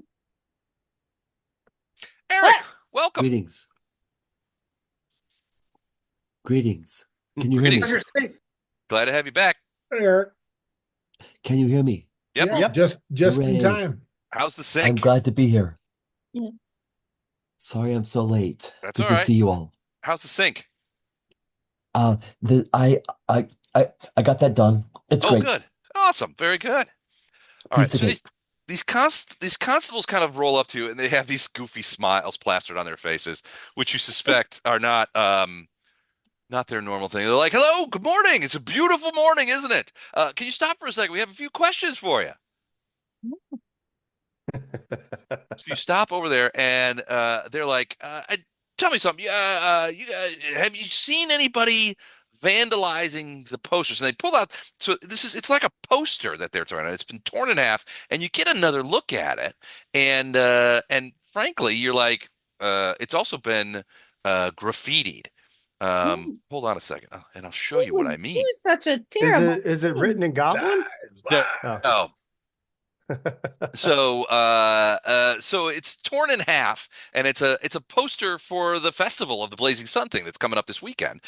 Come one, come all, greatest celebration, the festival of Blazing Sun. All will be well. Attendance and children required, rain or shine, by order of the Baron. And it's got scribbled on it in like this red ink, lies, lies, lies, that kind of thing. And it's torn in half. He's like, "Did you guys happen to see anybody, or have you seen anybody, molesting the posters?" That's No, the but first poster I I've just know. seen. All I know No. is it's buying less. Would do such a thing? There's no. That's terrible. Terrible. It is, isn't it? Yeah, and this festival is going to be so much fun. Everybody's going to come to it, and all will be well. Uh-oh. How can we Will help? be well. Absolutely. Will I there hear there be? are some subversives that go by the name of Big Grapefruit that you might want to look into. We've heard of those guys. We're on the lookout. Festival of So the there's Blazing Sun. Festival of Blazing Sun, yeah. So they basically are like, well, if you happen to see anybody writing on the posters or taking down the posters or tearing them up, well, you just tell us, would you? We would really like to put a stop to it. Give them what? Where's your headquarters so we know where to find you if we find this? Headquarters. Oh yeah, headquarters. Well, there's little stations, but the main place is over here. You're gonna make me go to this map again, aren't you? Would you like to deputize one of One us? guy is really creepy looking. There's Yeah, something he about is. his eyebrows that are not right. Can we get It's- a Kudagawa to bump into him and take his badge off so we There can you go. hang on to that? I'm trying to get a Seems very Kuagawa jolly. deputized. All right, so real quick, I'll do this. They said we got various substations around town, but the main one in Vallaki is right there. It's Constable HQ, as you can see, right in the Constable yeah. HQ. is right there. That's where we have our like 2 jail cells that we have in the whole building. But Ooh. yeah, there are various kinds of things. There's, our spot, and he points across to there's like a little office looking building, not an office building, but like a little building that you can see another constable kind of coming out, range, making sure his thing. And he puts a big smile on his face as he walks by. He's coming out of there. That's where we hang out down here. That kind of stuff. Outstanding. But if you happen to see anybody, just let us know, okay? Hmm. All will be Okey-doke. well. And they walk off. Have a good I say day. blazing Good saddles, see afternoon. ya. If I don't see you, good night. Wow. All right, so they go on. They sort of like look back, and you see them talking, but they go back to sort of like fiddling, and they're trying to figure out some sort of medieval Scotch tape thing that they're trying to work. It's not working. And finally they just sort of fold it up, and they're like, "We have to get." You can almost hear them going like, "We have to get another one," that kind of thing. It's like, but yeah, it's the same things happening on the square. Is that as people look normal, and then they pass you, and if it becomes obvious that they're looking at you and you're looking at them, big smiles. All will be well. Festival's coming. Wow. And then they go back to normal afterwards. Hmm. Except Hmm. for as you continue to walk south. And The guy in the stock is doing the same thing. he is definitely not. Smiling. He's not smiling. So he is sort of like hanging there, and he's not smiling. He's not happy at all. In fact, if anything, he doesn't look like he's in Lost pain the or front of anything. his shoe. Yeah, that's a weird thing, isn't it? I was going to ask what kind of work he did. What with Yeah, that he's leather probably a apron, blacksmith. but Somebody gave me some silver. maybe Maybe he works in a pedicure shop. That's a No, if you stop He by and does talk look a to him, little like he does look like the most interesting man in the world guy. a little, yeah. It's like I don't always get in the stocks, but when I do, I bring half a boot. Modelo. Looks like But his yeah, hands would pull right out. yeah, he does. I mean, there's a limit to what I can do with these illustrations. Yeah, I'm sort of hamstrung by what the output of the image generation machine. I do like the centaur poop around the grounds though. That's Fair amount pretty of good poop, done. yeah. So yeah, I mean, so if you go by Yeah. him, he's like nothing will be well. All will not be well in this town. Just bunch of crap is what it is. As he stands there. What's a little insignia on his shirt about? Yeah. Well, it looks like it looks like the insignia of a little tool. Does anybody have knowledge skills? I don't think I can zoom in enough to Like a multi-tool? Yeah, kind of a little bit. multi-tool. No, there's a give me- god that has a multi-tool as a favorite weapon. Give me everybody give multi-pass. me if you've got a knowledge skill that might work for determining a symbol. Give me that. Otherwise, just give Wouldn't me that be a a god? perception. A religion for a god? Well, it depends. No. For a favorite weapon. Cultism? Crafting, maybe? He looks like a A crafty someone who craft. does like like with that apron. That looks like Well, it's not like a if it's bacon not, thing. it looks like a cloth apron. He could be a woodworker. So, Yeah. Brugilda, with your 23 perception, and I didn't get a knowledge check out of Akutagawa. What's he doing? I am sorry. That's all right. We'll I let it didn't count. realize I was Crafting would probably be a one. If I'm trying does to find anybody have any Akutagawa. craft skills? Sure. I'm gonna use the same role, same mod. So Maybe do I'm have a out. craft. There I am. Oh yeah. Okay, a knowledge skill Or craft skill? or a craft skill. Crafting 13. Okay. Knowledge. I don't see a knowledge thing. I'm There's sorry. the knowledge. It's I think less means something dealing with the situation. And so anything that you knowledge. feel like would work for identifying a symbol or a crafting skill, or if none of that exists, perception. Could be thievery though, because it could be something like distinguishing, like, oh, is that person likely to have something valuable?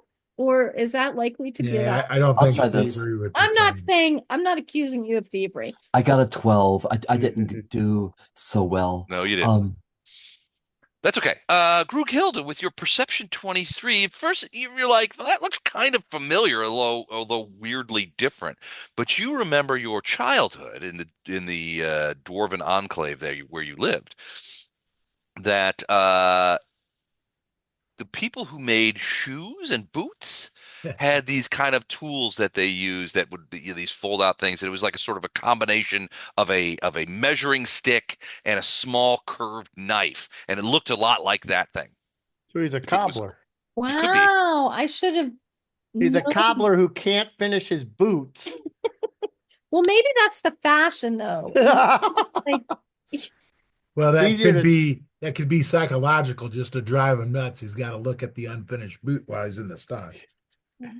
Well, he can also tell if the cow patty or the horse patty is warm. That's true. If it's fresh. Yeah. When he's not working, he's a horse patty tester. Big Huge money in future. that. Huge future, yeah. well, It's that's like fuel. that one's pretty warm. This one's ready. This one's ready to eat. Okay. Right. Festival So of the Blazing he's Sun. actually a designer. Right. Yeah, so you can hear him muttering, "All will not be well. None of this is going to help." What do you mean none of it's gonna help? What So you say that to him? I mean, if Say, you guys haven't talked to him yet. Say, what Yeah, what did you do wrong Yeah. according to I them? wrote the word lies on a flyer.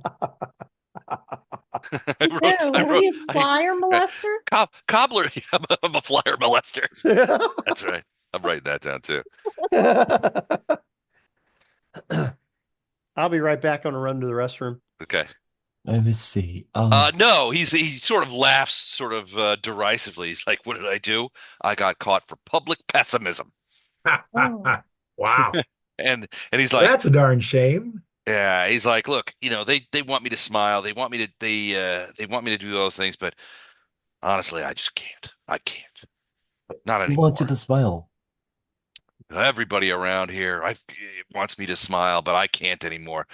Not since last winter when my Katerina died." oh. Oh, we're so sorry for your loss, sir. Well, thank you. That's very kind of you. You said your what S- died? My Katerina. I'm Oh, so sorry.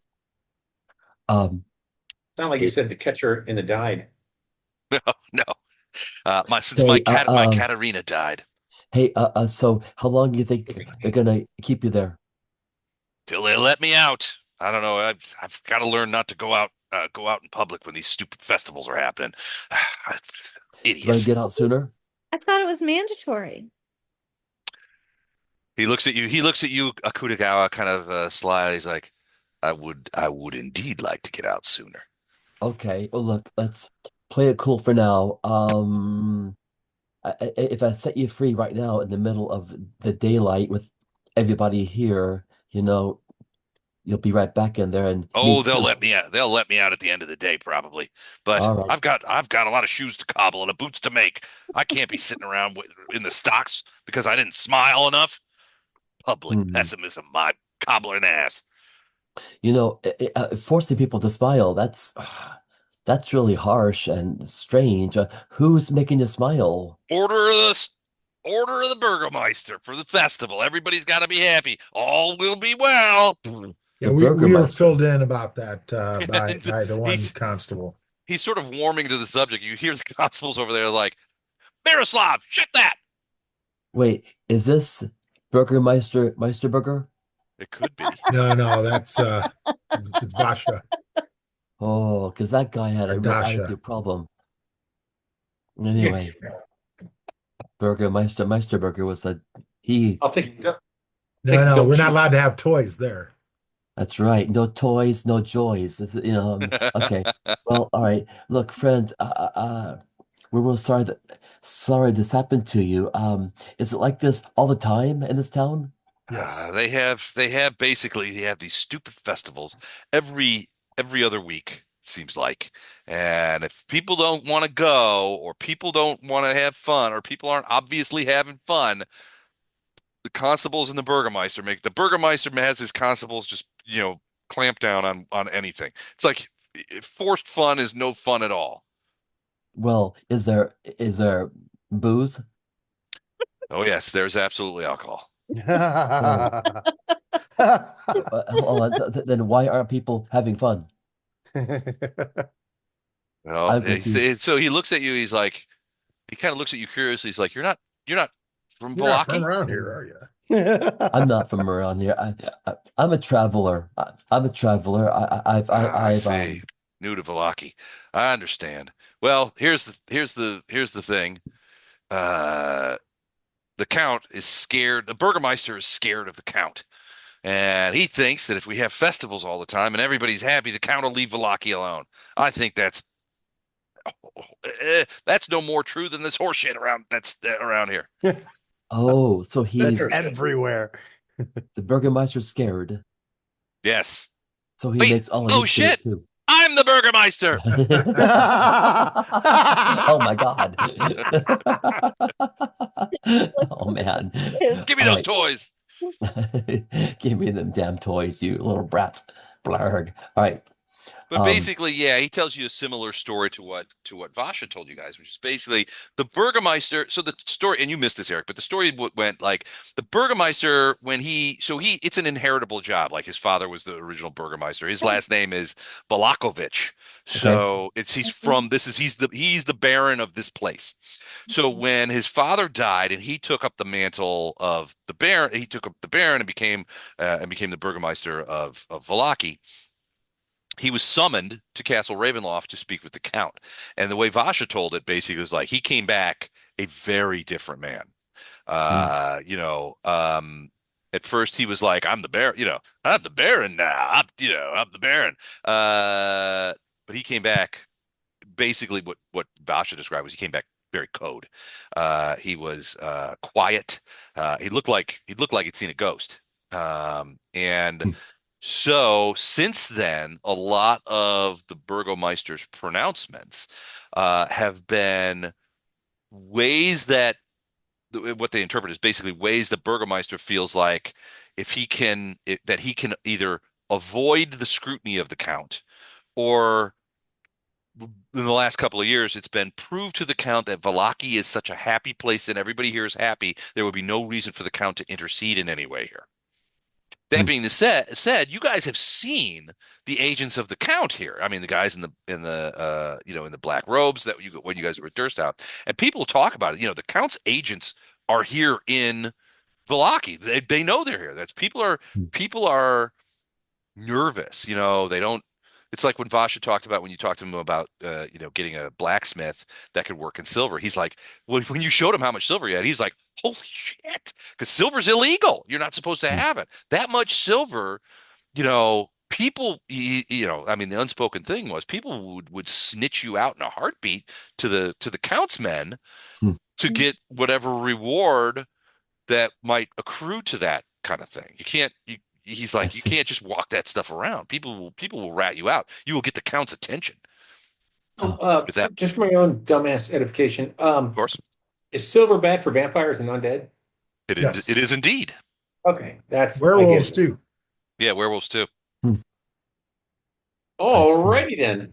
But that's why. So I mean, so when you guys remember when you first come in, you learned later that your original employer was basically when he talked to you guys about, I found a new plane. We're gonna trade with them. We're gonna financially exploit it. Basically, what he was doing, he'd been there before, and he'd learned that silver was not only incredibly rare, but the entire silver supply was largely controlled by the Count. And any silver, there's no silver mines or anything, but sometimes silver shows up and it's confiscated. It belongs to the Count. All silver belongs to the Count. And so what your guys were doing, when you guys came in, you guys were smuggling 2 big crates full of silver into the thing. The idea was, since it's so rare that theoretically, the idea was that you would sell it. What you did was you got the Count's attention. He sent a bunch of werewolves at you and killed all your guys, and that's why you're stuck here. Right. That's But probably we not weren't probably doing. not a surprise that it was a silver dragon was against him too. So Yeah, Oh. it's all kind of coming together. Anyway, forgot where we were, but yeah, he basically says the Count, since he became Burgomeister, which is probably 7 or 8 years now that been the Burgomeister. I mean, he's been essentially devoted to demonstrating to the Count that Vallaki needs no direct interference. So sometimes it's like we fly under the radar. Sometimes it's like we're so happy. We have to be so happy that the Count believes that nothing bad could ever happen and nothing against him could ever happen in Vallaki. Sometimes the Burgomeister will put on festivals that celebrate the Count, but those are pretty rare because he doesn't want to get the Count's attention. He goes, Right. and basically this Miroslav guy is like, this is what he does. But Vasha told you that it happened after the current Burgomeister, visited the Count at the castle. All right. So you mentioned Katharina. Did we hear that like on our session 0, 1, and 2? Katerina, no, no, and it seems probably like a common name around yeah, here. so that's But probably yeah, common. she died in the fall. She died in the winter. She got sick, and it was as if he's sad to talk about it. I mean, he could talk about it. But he's like, I've never smiled since. He goes, it seemed like she just wasted away. She was a healthy woman, and then she just got sicker and sicker, and finally she passed. What Did were she have symptoms? 2 little bug bites on her neck? He didn't notice any bug bites, but Okay. um, he didn't. He said, I don't know. It's just sometimes he says, sometimes people catch that disease where they, the wasting disease where they waste away to nothing. Does he have a shop nearby? His shop is right on the is right on the thing. How sort of long is filling he out the Vallaki. sentenced into He, the he thinks he'll be stocks? out in the end of the day. So if we're gonna roll his house, we got to do it now. Chaotic Well, neutral up. we're gonna refer to the Kutagawa as the Hamburglar now. Yeah, that's it. Well, I don't know. I pretty much heard those constables deputizing a coup de grace, didn't you? Yeah, he probably picked up a badge. Akutagawa did not try to pickpocket the two constables. This guy would be easy to pickpocket. That is exactly what a pickpocket would say. Are there any official guards monitoring this, or is he just out there by himself? Or Well, he's stuck in there. I mean, he's kind of out there by themselves. There's guards. There's a guard station in this sort of Okay. place. And here, let me just kind of truck you back over there. Let's go back to the thing. So, You want to make an ally of this guy? Party? so you're in this square kind of here on your way to Madame Eva's, and the constable's like the little constable station is like right over here.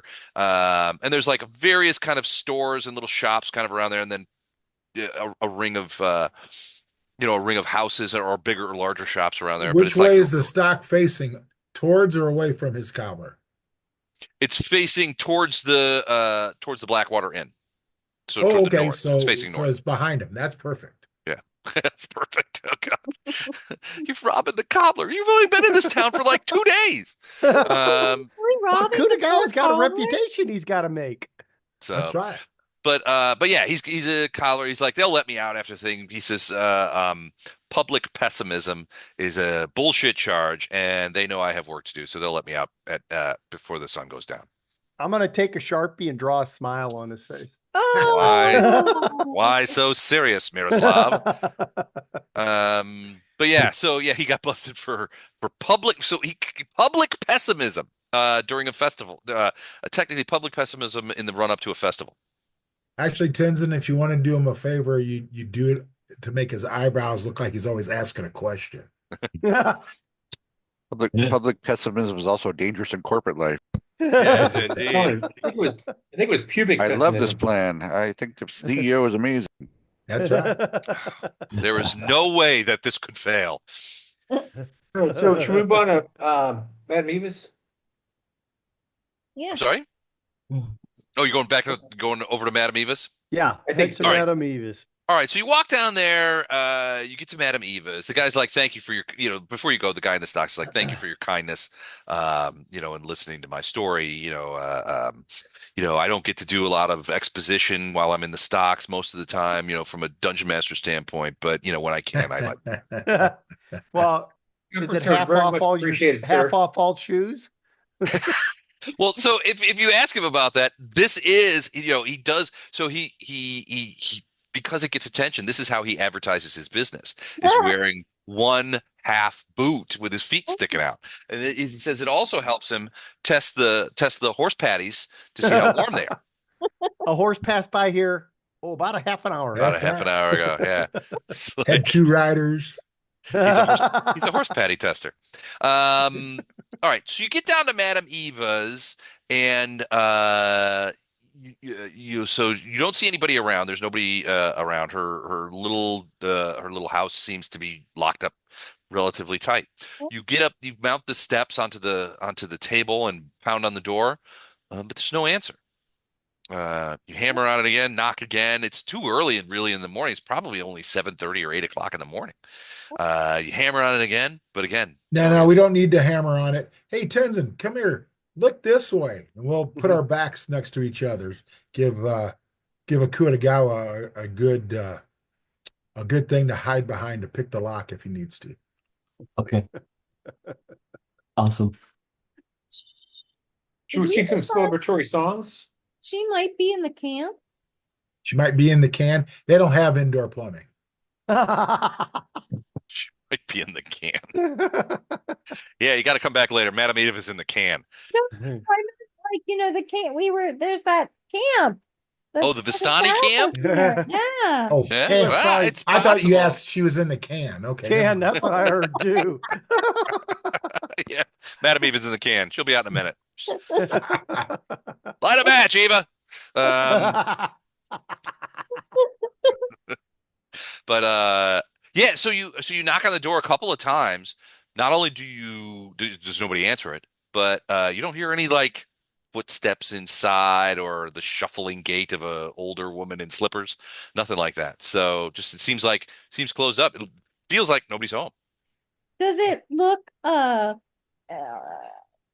like it doesn't look unsettled on the outside? Does it look like is Yeah, there I don't think she's there. No, I it looks don't think it looks she's the exact same way like it looked before. There's these like there's like this little porch with a rocking chair on it. There's a couple of fairly fart ass looking plants, in pots that look ancient, sort of sitting there. They don't look like they're doing too good. But yeah, it looks exactly right. The only thing different from when you guys were here last time is the big shutters on the front, like on the front window, are Yeah. closed. Yeah.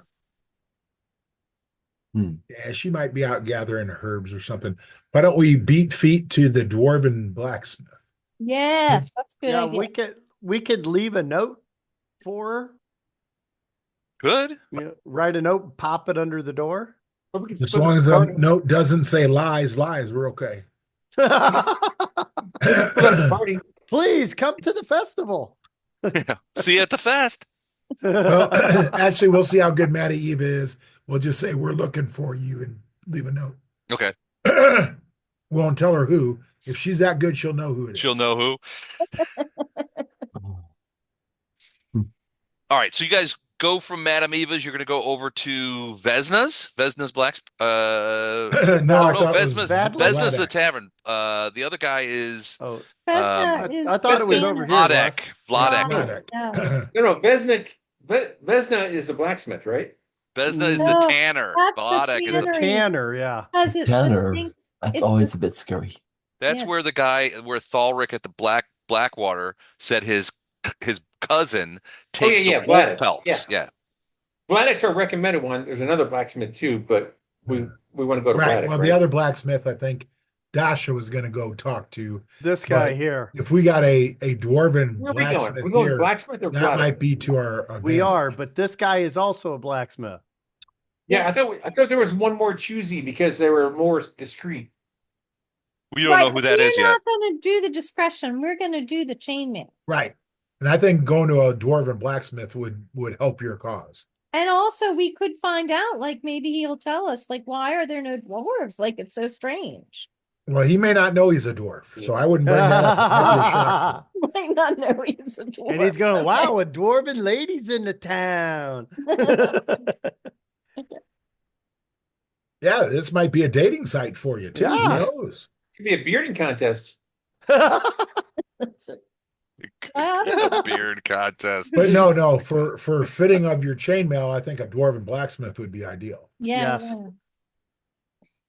I'm in. Let's go. All right, let's head for it. All right, so Yeah. you guys head over to Vladek. As you get close, you can hear, there's more people on the thing, and you get more of that, like, and it's, again, they're saying things like, hey, smile more, the festival's going to be this weekend. It's going to be great. All will be well, that kind of thing. But you can see that it's like their smiles are pasted on. And you can't help but find yourself, like, sort of doing the same things.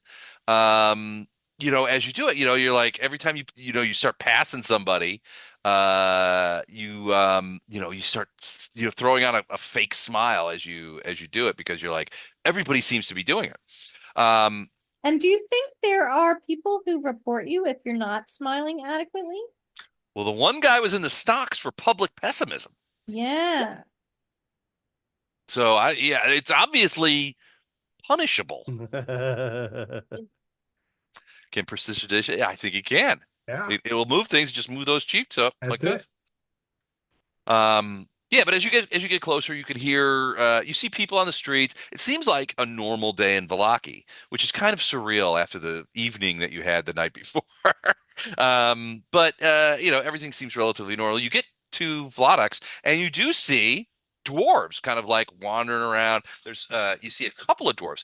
One of them, there's one guy. He looks like, to your eyes, Grughilda, he looks like a younger dwarven male, and he's kind of like comes out the back of the house and grabs up not only some wood, but it looks like a big bucket of what looks to be coal that he drags back into the main room. You can hear the sound of hammer and tongs and stuff like that, and what sounds to be, as you listen, as you guys get closer, you can hear them talking in there.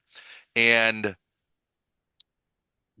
Grugilda, to your ears, it's definitely dwarvish. They're speaking in dwarvish, but it's a kind of dwarvish that you really never heard before. I mean, it's like, to your ears, it's like heavily accented, and the word choices are kind of strange. Like, I would never, that makes sense. They say, you say something, you listen to it, like, okay, that makes sense, but I would never say that way in dwarvish, It's that like kind a of thing. Cockney accent. They're handling their participles. Yeah, they're dangling their participles. Well, you know how sometimes, I don't know if you guys have taken any language. So in German, I took German in high school. And one of the things that is common in the German language is the verb goes at the end of the sentence. Yeah. And so when you meet German people, and my friend Benny is originally from Germany, he moved here and he speaks great English and he lives in America. But when I first met him, he hadn't been in America very long, but he was speaking English. And sometimes he would slip and say things like, "We are to the movies going." Well, that's the Because of formal. where they put In the the verbs formal- and stuff. Yeah. No, in the formal trance, yes. But if you Yeah. say "I love you," ich liebe dich. So But they- I don't love Dick. I They just sort love of you. talk like Yoda then. A little, yeah, sometimes. But yeah, he Yeah. would say stuff like that, and everybody sort of blew him a bunch of crap for it. Yeah, But there's formal and informal German. right. You're right. Verb goes down on formal German. See and do. Formal and informal. Then- But anyway, then- yeah. I mean, And he's then you speaking. got Jim, who's a Mexican American. He took Spanish in high school and got a B. Sometimes that happens. Mexican Spanish is different from what they call from Spanish in other countries in South America, and it's a lot different from what my Ecuadorian Spanish or Uruguayan Spanish teacher called the Royal Spanish, which is what they speak in Spain. Castilian. Oh, Yeah, so it's different. That's And they said the best way to know if somebody's from Spain and if they're speaking Spanish is instead of saying something like gracias, they say gracias. Gracias. Mateo. They lisp the C's. Yeah. oh, really? That's Royal Yeah. Spanish, yeah. Mateo. My Huh. Spanish was the opposite of Royal Spanish. It was shit Spanish. Shit Spanish. And my Spanish teacher pointed that out on a number of occasions. I used to do this. So I tried to learn Spanish for work. And annoying anecdote time. So I was learning Spanish for work, and it was all verbal Spanish was a thing. And so my problem, and I don't know why my brain works this way, because I mentioned I took German in high school. So I think in my brain there is a place labeled foreign words. And all of my high school German is stuck there, and I was trying to learn Spanish, and all that Spanish words were going in there. But every once in a while, I would be trying to say something in Spanish, and I didn't have the vocabulary, and a German word would slip out into the sentence, and my teacher would look at me like a cat looks at you when you crinkle aluminum foil in front of it. Kind of like that. What is that? So the Spanish word for with is con, but the German word for with is mit. And I said some sentence where I was supposed to say con, and I said mit, and she goes, "No mit, no mit." Nine mit Uh, Bishop. Yeah, That's right. so 9 minutes. she was laughing. So I passed level 3 Berlitz because I bribed my teachers with bottles of wine. I went in the last day when I was having my examination. I said, I just want to tell you guys have been fantastic Spanish teachers. I've learned a ton. I just want to give you a present. I had 3 different teachers and I gave 3 bottles of wine. And I said, I also just wanted to remind you guys that if I don't pass my exam, my company's going to not pay their half of the bill. And it's going to be a big problem. Love this story. A nice Riesling. I passed. I'm not in charge of the And I money, never went back. but you are. So anyway, so yeah, you can hear. So Grugildo, you hear Dwarvish being spoken inside there, yelled in quite a bit, but it's not the kind of Dwarvish you would speak. Boy, are they going to be surprised when she walks in with a pair of orcs. We haven't seen any orcs in this town. I'll tell you that right now. or goblins for that matter. All right, but yeah, you kind of roll around, and it's largely an open air kind of blacksmith. You need that so the smoke can get out and that kind of thing. They've got this chimney over the forge, but it's all black and full of crap and that kind of stuff. So there's smoke sort of. If you look in, the ceiling is all black and stuff like that, where the smoke is poured out. But they're So working it's away. They've got a big forge going on, and then another dwarf has a littler forge where he's making something smaller, and they're just hammering away and cooking it up, cooking up the metal. okay, well, I'll go in and greet them, but I guess in common. In common. All right. He kind of looks over and he's like, okay. And he kind of walks over and he's like, welcome, madam. Welcome to Vladex. I'm a blacksmith by trade, which I'm sure you know. He's like, what clan are you from? I haven't made your acquaintance. I thought I knew every and he uses the dwarvish word for dwarf. I thought I knew everyone, and it's like our people. What do they say? That every language on earth has a word for the people, The and then people. they also a word for other guys. Yes. So So I will address that second part. Like, I too have found it very mysterious. So few of our people. I'm Mhm. so glad to see you. I'm hoping you can help. I have this lovely chainmail, but doesn't these people can't design properly for the for our people, yeah. For our All right, people. so yeah, so I what need you- it let out in the back just a little. Right. all right, so he's like Vladik, Vladik Morvain at your service, and he shakes your hand, and he's like, I'd be happy to Good, take a good, look at good, this left, chainmail. good. And so yeah, he's looks it over, takes it over to a big rack that's obviously made for armor, and hangs it up. And he kind of like examines it, calls over one of his sons, and it turns out it's obviously he's got two sons that work with him in the thing. They're younger dwarvish males. They come over and they're examining. They speak very quick, sort of dwarvish to each other. It's a little hard to follow for you. Does anybody else speak dwarvish? Mm-mm. Nobody. I do not. All right, so Grugil, yeah, it's like very, very peppery dwarvish that they go back and forth with each other. But they're like, he's like, I can fix it. We're gonna have to take some measurements. And he's like, take some measurements, that kind of thing. And they bring out the straps and it's like leather straps with little things on it. And he's like, one of the sons is like, Madam, if you don't mind, could you remove your scale? Oh, of course. Can anyone else wear scale? Like, if I take the chain, can someone take the scale? Like, is that do hand-me-downs all the way, or You have to measure them. Yeah. should I like just give it back in? I ought to sell it to him to pay for your Yeah. chain Mm, altercation. yeah, maybe I can do that. Okay, yeah, so we'll take off my scale and put I guess stand however he needs to, take the measurements, Okay. hit the chain. Gotcha. All right, cool. So yeah, so you take off the scale. They help you remove it. They're very helpful. And and then Do they and then have one good I'm going to put on the beard to keep the stray hairs from, welcome to the Beard Emporium. Got everything. I mean, I have my prestidigitation, so I can keep everything really tidy and Perfect. But The Beard Emporium is for dwarves only. All right, so yeah, so they get you out of the scale and begin taking measurements. You can see them writing with charcoal on a little piece of wood that they wipe off, and if they make it, and they get your measurements, and they show them to Vladek. He nods, and he's examining. He's like, this chainmail's pretty good. He goes, and there's certainly plenty of links here for us to make something smaller, for something that will fit one of our people. I've got a couple of jobs going on right now. Can I? How long will you be in Vallaki? Well, how about this instead? Do you have one already made up for a dwarf that we No. could then possibly use these other twos to supplement what we would get from you?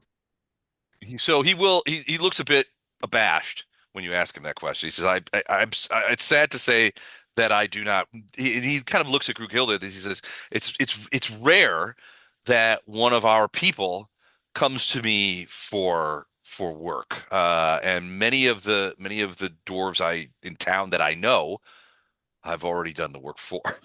So he's like, I have my own, obviously I have a male hallmark that I have, and my sons both have their own, but they wouldn't fit her, and they'd have to be. I It'd probably have to be need, altered anyway. Okay. yeah, it would have to be altered anyway. This is probably the best. This I could get you done in 3 days, We could 3 do 3 days in days. time for the festival. just in time for the festival. Yay. You'll be able to wear your new mail to the festival. That is perfect. All right, Bert. Yeah. Okay. And he's like, I will require some of the payment. He's like, let me figure out what it'll be. He looks at the measurements again, and he's kind of looks around. He's like, for one of our people, 18 electrums. Make it 16. How about some- See if he'll no. take your scale in trade, because So, we don't have any is use there for any it. possibility once I have the chain, I won't need the scale. I could give you the scale for some kind of a discount? No, it should pay for it. That scale is worth more than Farming 16 scale is electric. very valuable. Scale. So he inspects it's sitting on another rack. He inspects it. He's like, this is good quality, sized for one of our people. Indeed. And he yells something in Dwarvish to one of the sons. The son goes back into the back and comes out with a small pouch, which he hands to his dad. His dad looks in it and says, indeed, here you go. That deal is acceptable to me. And he hands you the pouch, which Wait, has 22 Electrum coins in it. well, that's terrific, but I think I need to wear that scale because we were going to go hunting wolves. And then you're going wolf hunting. Excellent. Then in that case, take the scale with you, and I will presume upon your honor and he says the word for dwarf again, that you will return, and we will complete this deal as spoken. Do I have your agreement? And he puts out his hand. I agree. All right then. Excellent. It is always good, and it is always he's like, Ms. Blessedbeard, it is always good to see one of our people. I do hope that you will stay in Vallaki for a reasonable amount of time. Perhaps Yeah. even we may see each I've other got two again sons. after our business is conducted. Perhaps we will see each other again. I can only Where does Electrum fall between silver, gold, and platinum? So essentially, in this milieu, since silver is banned and controlled, Electrum is essentially silver. okay. So 10-to-1 ratio or Yeah. 2-to-1? 10-to-1. 10 Electrum in a gold. Okay. Because we have 30 gold Barovian mint from the Durst house Okay. that was in a bag. That's a fair amount of cash. Yeah. 30 gold goes a long way. You just basically he bought the scale mail. He bought the scale mail. It's 22 Electrum to you after it. He was going to charge you 18 and then he reduced it to 16, the our people discount. So that would be what, 30, and you're getting 22 back for the scale. So a coat of scale mail here would be 38. Is that equal out? Yeah, 38 Electrum. 38 electron. So we have to like watch when we're talking to people, and if we were doing some kind of a barter thing, not to slip in that silver, since we're not used to the electrum talk. Well, in this case, I mean, it's probably smart to have a tally of Golarian coinage and Barovian coinage. Oh, Because frankly, it's I mean, I don't know, I think you used Golarian coinage at the Blue Water Inn, but the guy mentioned it, right? He's like, I'm not familiar with these outlandish coins. yeah. But he took it, he did a quick essay and took it. So Gold is gold. gold is gold. Right. I think he took that in copper. I think we had copper for him. Oh, did Yeah, you? Okay. we may need Yeah. a fence to change our existing gold to. Well, like I said, we've got 30 Barovian mint coins right now in gold. So Yeah. Right. So we should keep a thing. And then I still have silver on my thing, but did we pool the silver? We did not keep your individual silver, but we Okay. talked about Okay. all of it together because Okay. we don't want to have it in one place because that might make that person A target. a target or visible. Yeah, yeah. Well, and there was some talk about like I think it was the guy back in Barovia that rescued you because remember he had like a silver dagger Right. that he had and he had a coin a Golarian silver coin that he had gotten off of somebody and he told you that there were some of the count's servants were really good at sniffing out silver. Yeah. We also have a silver letter opener that we got off Mr. Durst's desk that Yeah, it's not actually silver. Akutagawa have. Huh? That's not actually silver. Oh, it's not. Okay. It's an alloy of some silvery metals, It's a but silver it's plate. not. Yeah, it's not. It's well, it has no silver in it. It's a different metals. Hmm. So, I see. all right. So your business completed at Vladex. What next? Back to the Blue Water Inn. Yeah. Figure out when the festival's coming up. Do we need to? Well, Les, here's where we step out of character and Mhm. to get Matt in the group. How do you want us to proceed? Well, he's not ready to join us tonight, so Okay, it'll be a different night. So he's just watching tonight, getting the lay of the land, and then he and I are going to Gotcha. talk over the Okay. course of the next couple of weeks, Cool. and get him sorted. So because I Back didn't to the want him festival. to sit there and flounder. Yeah. Yeah. Okay. The festival's not for 3 days, right? mhm. We could go. We Get could some. go to the mill. Yeah, I and- think we could go to the mill and come back. Matt's like, I'll be there for the festival. I'll meet you at the fest. Make I thought he sure was you going to be wear in your the. sun hat. I thought he was going to be in the Have fun stops. storming and we were- festival. All right. All right. So you guys go back to the Blue Water Inn, unload some of your material, things like that. Yeah. Share out. I need to unload a heavy crossbow. Where would I do that? There's sell? several places that sell bows and arrows. Here, a Fletcher. Those kind of weapons are quite common, actually. Yeah. Well, This is a heavy crossbow. It'd be ideal for wolf hunting. for wolf hunting. Yeah, you could probably get a good price for that. Ideal for wolf hunting. And you don't need to draw that out. If you want, you can just, we can just determine money wise. Yeah, I mean there are several places that you could stop by and do that. One second. Let me and so they're asking about bolts as well as you have bolts for it as well. I do have bolts, but I'd like to hold on to the bolts because I have my own heavy crossbow. This other one, basically I'm carrying two. It's a pain in the butt. Okay. Are any of them Did you magic? Take one off. Nothing's magic. No, Gotcha. none of Zero them. magic. These were the ones from the Durst house. There was one heavy. There was one regular, Mhm. rather ornate, like you said, more female-ish Yeah. decoration. And then there was one hand crossbow, Yep. Gotcha. Okay. Like a set. but they're all high quality.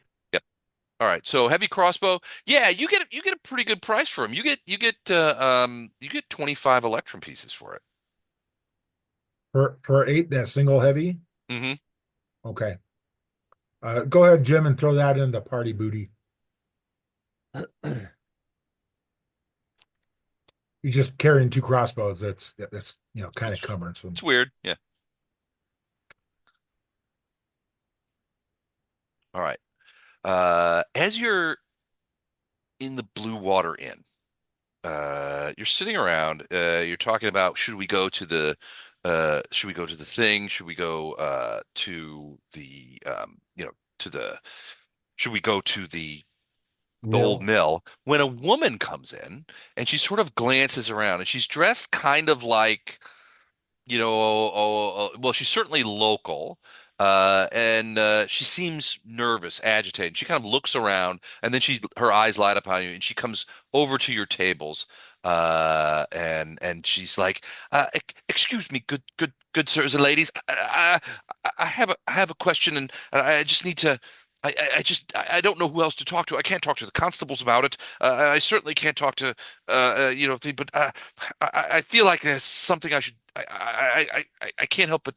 And I saw you speaking to Miroslav, and I saw that you seemed, you know, you were kind to him, and I thought you might be the right people to talk to. May I join you? Yeah, we just turned into the A team, y'all. I Well, love she's it when a plan When the comes people through. can't go through the regular channels, when we people get it can't done. when people can't get help from the smiling constables, they turn to the A team. Yes, please So have a seat. she sits down. She's like, thank you. She says, my name's Magda, and I live over there. Miroslav is my friend, and I saw you speaking to him today, and I spoke to him later, and he said you were very kind to him, and so I honestly I didn't know who else to turn to. I wasn't sure that the constables would help, and there are. And she kind of looks around. She goes, and there are certain people that you just don't tell things to in this town, and so I thought, oh, I'm at my wit's end. I don't know what to do, and I thought I have to tell somebody. So she basically comes out and she says, I live near Heinrich's shop, and something is wrong there. And you're like, who's Heinrich? And she's like, he's the man who makes coffins. Oh. Last Makes name what? Himmler? Huh? Last name Himmler? He walks around with a boot with a coffin on the front of it. That's how you can tell what his job is. No, I'm kidding. But she says, look, I live nearby the coffin makers, Heinrich the coffin maker's shop. And she's like, and I've seen things, I've heard things.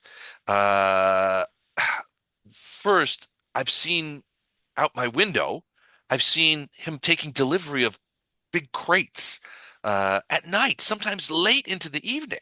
And I've never known Heinrich before to be active in the night like any of us. Um, and sometimes I hear what sounds like scratching on wood over by his shop, and sometimes I hear it close to my house, and it frightens me. Uh, and I also hear voices sometimes in his shop that as I walk by, that I that I know for a fact aren't him. I can't help but think that there's something going on there. And I don't know who else to tell. Do you think he's in trouble? Well, I don't know.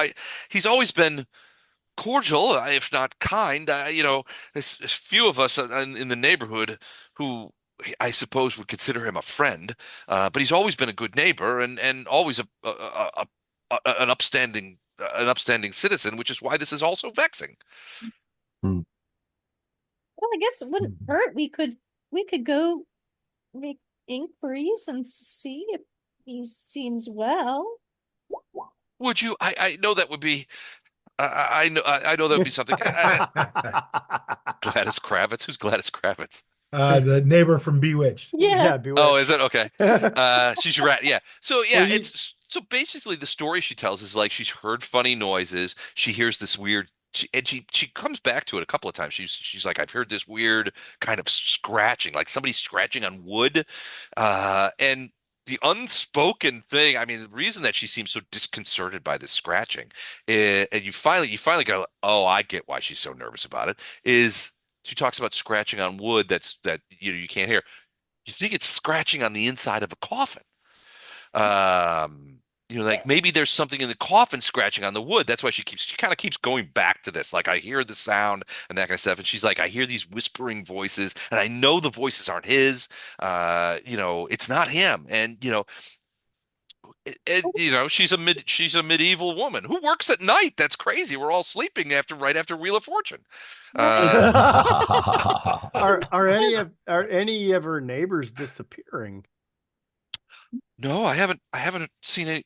Everybody in the neighborhood, although some of us are concerned. I expressed my concern to some of the neighbors, but they said that they hadn't heard anything like that, and I don't know if any have disappeared. You mean, I don't know that the constables or other organizations have taken anyone. Mm, mm. I just don't know what to think, and it's bedeviled my. I can't hardly sleep for thought of it, and the sounds that I hear, and just the worry for Heinrich. It's Wait, It's disconcerting. have you seen Heinrich recently? I have. He's in his shop every day, working away, building his coffins and Hmm. Oh, sawing wood. He seems fine. I even worked up the courage to ask him about it, but he said that I asked him about, I tried to ask him casually about the delivery that he had taken the night before, Okay. and he said that there was no such delivery, and he didn't know what I was talking about, and perhaps I had dreamed it. I tell you right now, I know that I did not dream it. Obviously, it's time to check this out. If you you seem like very honorable people, and Miroslav is a good judge of people, and if he says that you're kind intelligent travelers, then I for one believe it. I do hope you'll look into it. I just don't know where to turn anymore. no, definitely. But don't look into it too soon, because the maps and things that the DM would have to make aren't quite complete yet. Well, do we need to look into it before the festival? I think maybe before the festival, but after the mill would be good. Yeah. Okay, because we were going to hunt wolves. Going to hunt wolves. If you have a wolf hunting trip planned, I think go do that. Go catch your wolves, and then come back, and then yeah, that'd probably be the best time. That sounds perfect. But yeah, so with that, I mean, she seems almost embarrassed at the end, to sort of like that she's presumed upon you in this way. She's like, "I'm sorry, I'm not sure why I told you this, but if it's something that you feel like you can look into, I would be much obliged. It would soothe my conscience about it. I just don't know what to think, and I'm worried about Heinrich. When she says she's worried about Heinrich, you get the impression that she's also worried about herself." Right. Well, we're gonna take care of this for you, ma'am. It's obviously just rats or something, and Ooh, rats, they give me the creeps. they give me the creeps too. Rats. Could be undead. Who knows? She's probably like, whose kid is this? Well, I I'm mean, in a sure. town like Vallaki, where under the counts thing, I mean, the coffin maker is getting midnight deliveries. Who knows what's going on with that? That's That Right. could be disconcerting. So, We're gonna take care of it for you, ma'am. In fact, as soon as possible. Thank you for letting us know about this. you're welcome. Thank you, sir. She No shakes all of problem. your hands and that Oh, kind of hold thing, on, and she's like, hold just on. thank you. Go ahead. Let's actually not make a big deal about this. Let's kind of keep it all on the down low. In fact, if this conversation never even happened, that's okay too.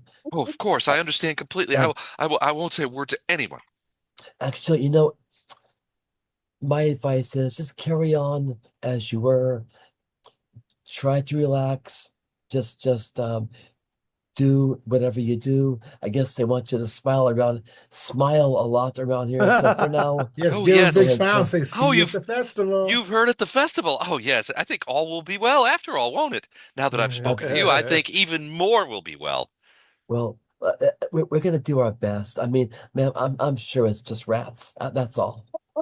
Well, if you could get to the bottom of it and help that poor man, I would be in your debt. That would be that would that would be best. Thank you so much. Have And a with nice that, day, ma'am. and then she kind of like scoots out. She does seem like she's, stepping with a bit more confidence. She seems pleased that she's mentioned this to her, to you guys. But yeah, I mean, it's So, Kutagawa, did you bump into her? No, I didn't. you I'm gonna tried be to very feel up careful. Magda? Not feel her Did you up. say Oh. did you say Magda? Is her last name Carter? Oh, oh my God. No, Akuda only steals from wealthy scoundrels. Gotcha. But he's Well, you could have put money in her pocket then. That's it. Yeah, he's you a want to get he- her in the real Dutch, put a piece of silver in her pocket. Oh, Oh, no. yeah. Oh, well, right, Whatever true. happened to Magda? I don't know. She disappeared that one night. Yeah. Well, Nobody has seen her since. So, friends, I kind of want to go talk to the Meisterburger. No, I'm sorry, the Burgermeister. God, Oh, you're gonna the talk to the Burgermeister. But I think we ought to set We- out we very need to early in go- the morning for the mill. Yeah, let's go head to the mill and see what we can The mill. Okay, sure. peruse there. We do need to talk to Dasha though and see what he knows about someone willing to help with a silver weapon if that's possible. But other than that, we can push off for the mill. Oh, sorry. I was Okay. lying when I was saying we were going wolf hunting. I thought that would be better than telling people about the mill. No, I'm That's- telling you guys, not her. Yeah, yeah. Oh yeah, no, you're not telling Magda that. No, No. no. Yeah. Okay. Hmm. Right. I see. Okay. Well, let's go on a wolf hunt. Well, why not? Okay. At All right. the So mill. you guys stop by Vasha's? Yes. Yes. Okay. May I see the map again? Of course. Sorry about that. I just I like to get myself organized. And Vasha is where again? Vasha's house He's is over here Oh, by the Blackwater Tavern. I was seeing just half the map. Hold on, let me just okay. For a second I thought Vesna was Vecna. I thought, oh my God. No, that's Vecna the Tanner down below. Okay. No, it's Vecna, the Archlich. You're all gonna die. After losing at Stranger Things, he settled in. Right. He settled in Vallaki. Well, I Friend thought of he the lives count. in I thought he lives in St. Louis since he's the Archlish. It's the arch ledge. Like It's an actual arch. Look, there it is. Yes. Yeah. So Sure. you guys, all right. So you guys truck back over to Vasha's house. He's not there. Okay. You knock on his door a couple of times. He's gone. It's possible he did mention that he had to work today, so he's probably Yeah, out constabling somewhere. Right. Unstabling. We'll visit him just before nightfall to see what he knows. Okay. And then we'll spend hopefully an uneventful night at the Blue Water and then shove off for the mill early in the morning. Early in the Yeah, morning, yeah. yeah. All right. Gotcha. Wolf hunting. Wolf hunt. Absolutely. Wolf hunting. Wolf That's hunting. right. So when That's you go right. back to him sort of the evening, he's back home. He's fixing himself to dinner. He welcomes you guys in, asks if you could stay for a glass of wine, and says, "I did talk to my friend. His name is Lucian, and he works at the blacksmith shop that we know about. This one over here. So don't talk to the main blacksmith. Ask for Lucian. Lucian's the guy you want to talk to, and he can fix that armor for you. And I told him." To I talked to him a little bit about I asked him about your question, and at first he was a little nervous, but he did say that if possible, he would certainly be willing to hear you guys out. Oh, He's a friend, and he's no friend of the count. okay. I can vouch for him. But his name's Lucian. Lisa. Okay. Lucian. We'll let him know that Groomhilda made a deal with Ladix. Well, I still think we go The talk to dwarf him and- about Yeah. getting the about weapon. this- That way it keeps Vladex Smithy out of that. Right. Yeah. Right. Makes sense. Spread And the then- love And around. chances are it'll take him a few days, so we'll probably have to leave the material with him and get it when we return for the festival. Oh, do you think we'll do all of it at once with him, or Well, I don't. Again, I don't know Okay. what we're thinking of doing. I personally think making one big weapon like a sword for you would be our best bet as Sure. opposed to just arrowheads or something. A 'Cause, dagger if it would come out, but yeah, a sword would probably be best. well, I'm just trying to. We're going to have limited capabilities did we? anyway, Yeah. and then everybody fighting with the dagger just doesn't seem like a practical. Yeah. Well, I mean, yeah, I agree. One single sword would. Because right now, if we're attacked by werewolves, we're all dead because we can't hurt them at all. Right. Did Yeah. we determine how much gold, how many silver coins would be? Yeah, I think we can make several arrowheads or one long sword size weapon. Now, it's not pure silver, of course, because Right. It'd be it too would soft it would be a good for a weapon. weapon. Or several daggers. Okay. So I think I use a bastard sword because if you use it two-handed, it's a D12. Yeah, I have a bastard sword. So that's Yeah, bastard sword, long sword. Well, They're fairly bastard close. swords are huge. Yeah, they're big, They big are? swords. Well, Well, Yeah. 'cause you can they're use just it called bastard swords because they one-handed. don't know who their parents are. That's right. Or I their don't, father. I I have a don't know, bastard I don't sword. actually know what the difference is between a long sword and a bastard sword, but a long Well, sword, different pommel, mostly, Yeah, and a wider bastard sword blade. would have a hand and a half, whereas a Yeah. long sword would just be a single. A longsword is what John Carter of Mars, but, but, but, but Arsum used. Barsum. John Carter used a longsword. Never mind. Yeah, but those swords were like ridiculously crazy but he was super strong. He was very strong and the Yeah, best it's probably a swordsman of little two wider worlds. is true. So bastard sword, according to this, a bastard sword is just a little bit, is technically a short sword because it's not as long as a long sword. Right. But it can be wielded two-handed and Yeah. one-handed. That's the thing about It's it. a Yeah, so little that's shorter and so wider. nice. Hmm. You can use it either way. At one hand, and I think one-handed it's the same as a longsword, right? Correct. Longsword is One D8, D8, Hmm. one D8 slashing. but a longsword is versatile. You can use it two-handed, but I think it's only a D10. Right. So I don't know why a bastard sword gives you a D12, but Because it's a wider, heavier blade. oh, it's a wider have. Yeah. Okay, that makes sense. But it's about the same material. Okay. The same volume Yes. of metal. Yeah, it's just shorter, a little shorter, A little shorter and Okay. broader. a little wider. Kind Yeah. of like a dwarf. Right. It's about the same amount of meat as a human, but just in a compact package. Right. Gotcha. When you play Tetris and you rearrange the That's right. Right. yeah. Squish it down. Yes. It's like making a hamburger and a smash burger. The smash burgers are much Mhm. wider. Spoken like a true burger master. That's right.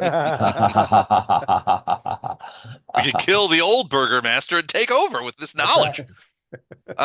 All right. So what's that? I mean, you guys going to head out of town to go to? It's still very early in the morning. You guys. Well, I mean, it's late at night. So you stay the overnight at the Things. Blue At the Water. Blue Water.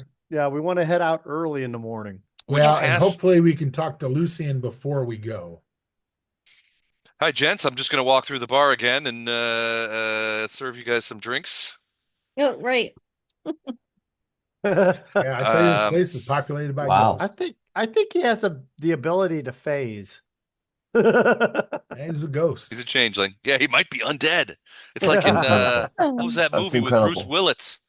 Oh, the Oh, Sixth Secret Sense? Sense, Seventh Sense. He's the yeah, the Sixth Sense. Sixth Sense. Yeah. He was a ghost the whole time. The Mhm. barman. But yeah, so you actually there's a fair it's a fairly festive evening at the Blue Water Inn. A lot of people, even though they sort of like grimace at they're all like joking around. Oh, we'll be well, the festival's coming, that kind of thing. They do seem to be having a good time, at least this evening. And to a certain extent, some of them are even looking forward to it. You hear that the Burgermeister has contracted, for several barrels of ale from the brewer, and that there'll be wine, from the wizard will be here. And it's all going to be gratis. People are going to be roasting stuff. They're going to be it actually, when you hear them talk about it, it sounds like it's going to be actually kind of a fun event. But the whole forced levity and mandatory attendance is sort of like that's got people Look a at little annoyed. look at this wolf on the beam up here has antlers coming out of the back. Yeah, don't look at that one. No, I think it's Oh, I think little I think it's farther ropes back tied and the around That I one think it's back ropes. there too. I think that's ropes. Well, they hunt deer too, so it could be that the dreaded deer wolf. the Does deer that one? wolf. Does that one over there? Oh no, that's feet. I love Yeah, that no, you show. had it. Hey I love Jim, that show. how The do you guy know with the that's not a helicopter. beer? A A beer. bear, a A bear wolf. deer? It's a wolf. It's a man bear pig. A All right, dolph. so Dolph. but yeah, I mean, after the frivolity of the evening, everybody seems to have a good time. You guys have a good time. The food is good. The ale goes down. You pass the evening, and get a good night's sleep. I want to run out Do that we, little room for a Kutagawa, the ones with the separate staircase. Yes. Do we need to pay ahead on our room at all? Uh, you could. I think you're paid up for the rest of the week. Okay. Um, but I'm not 100% sure. I think yeah, you're paid up for the rest of the week.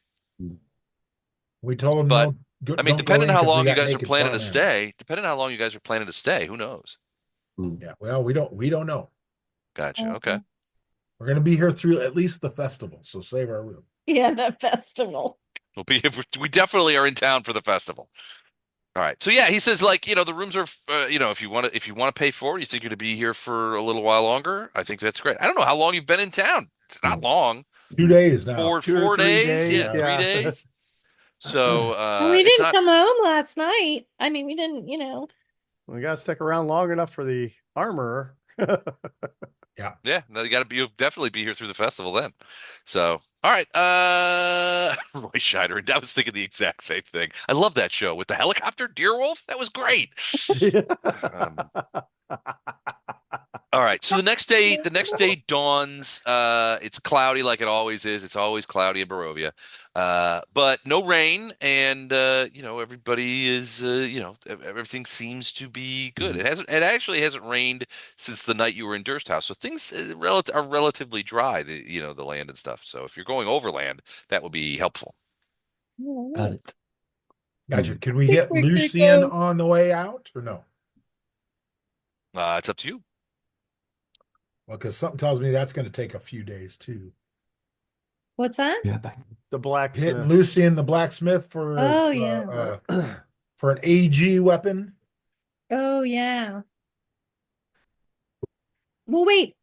Oh, we're just gonna like trust this Lucian with everything to make a. Basha recommends it. Well, Says he'll- what choice do we have? No, that's true. We gotta trust. We have to trust somebody. So Plus, I do want to know how much volume of silver that you guys have on you. So I have No 8 idea. silver pieces. I have 8. I But I'm got not sure what. I Is there got a party find treasure that has my- silver? We haven't found any silver because that doesn't. No, we haven't found any silver. Yeah. So Gwen, you have eight SP, right? Yes. And then John, you have 8. I have 8 SP. Okay. Tenzin, I have 6. okay. Okay. ZZ Top, Have 7. I believe Iggy had like 140. Eric. How much silver do you have? Oh, he's not there. All right. Well, I'll also email Dan and find how much silver he's at. That way, what I'll do is I'll figure out how much silver you have, and what a suitable alloy how would many be. ounces is a coin? I think they're just 1 ounce coins, Yeah. the standard weight. So 16, 22. 16 ounces in a pound. Yeah. So you've got a pound 13 right now of silver. You'd probably need about 3 for a. Well, but I It mean, will be an alloy yeah, Yeah, I say there's no wouldn't- way it can be pure silver. How come we're not Right. using the metric system? because it sucks. All right. Okay. So according to this, historically, the weight of a bastard sword typically ranges between 2.4 and 3.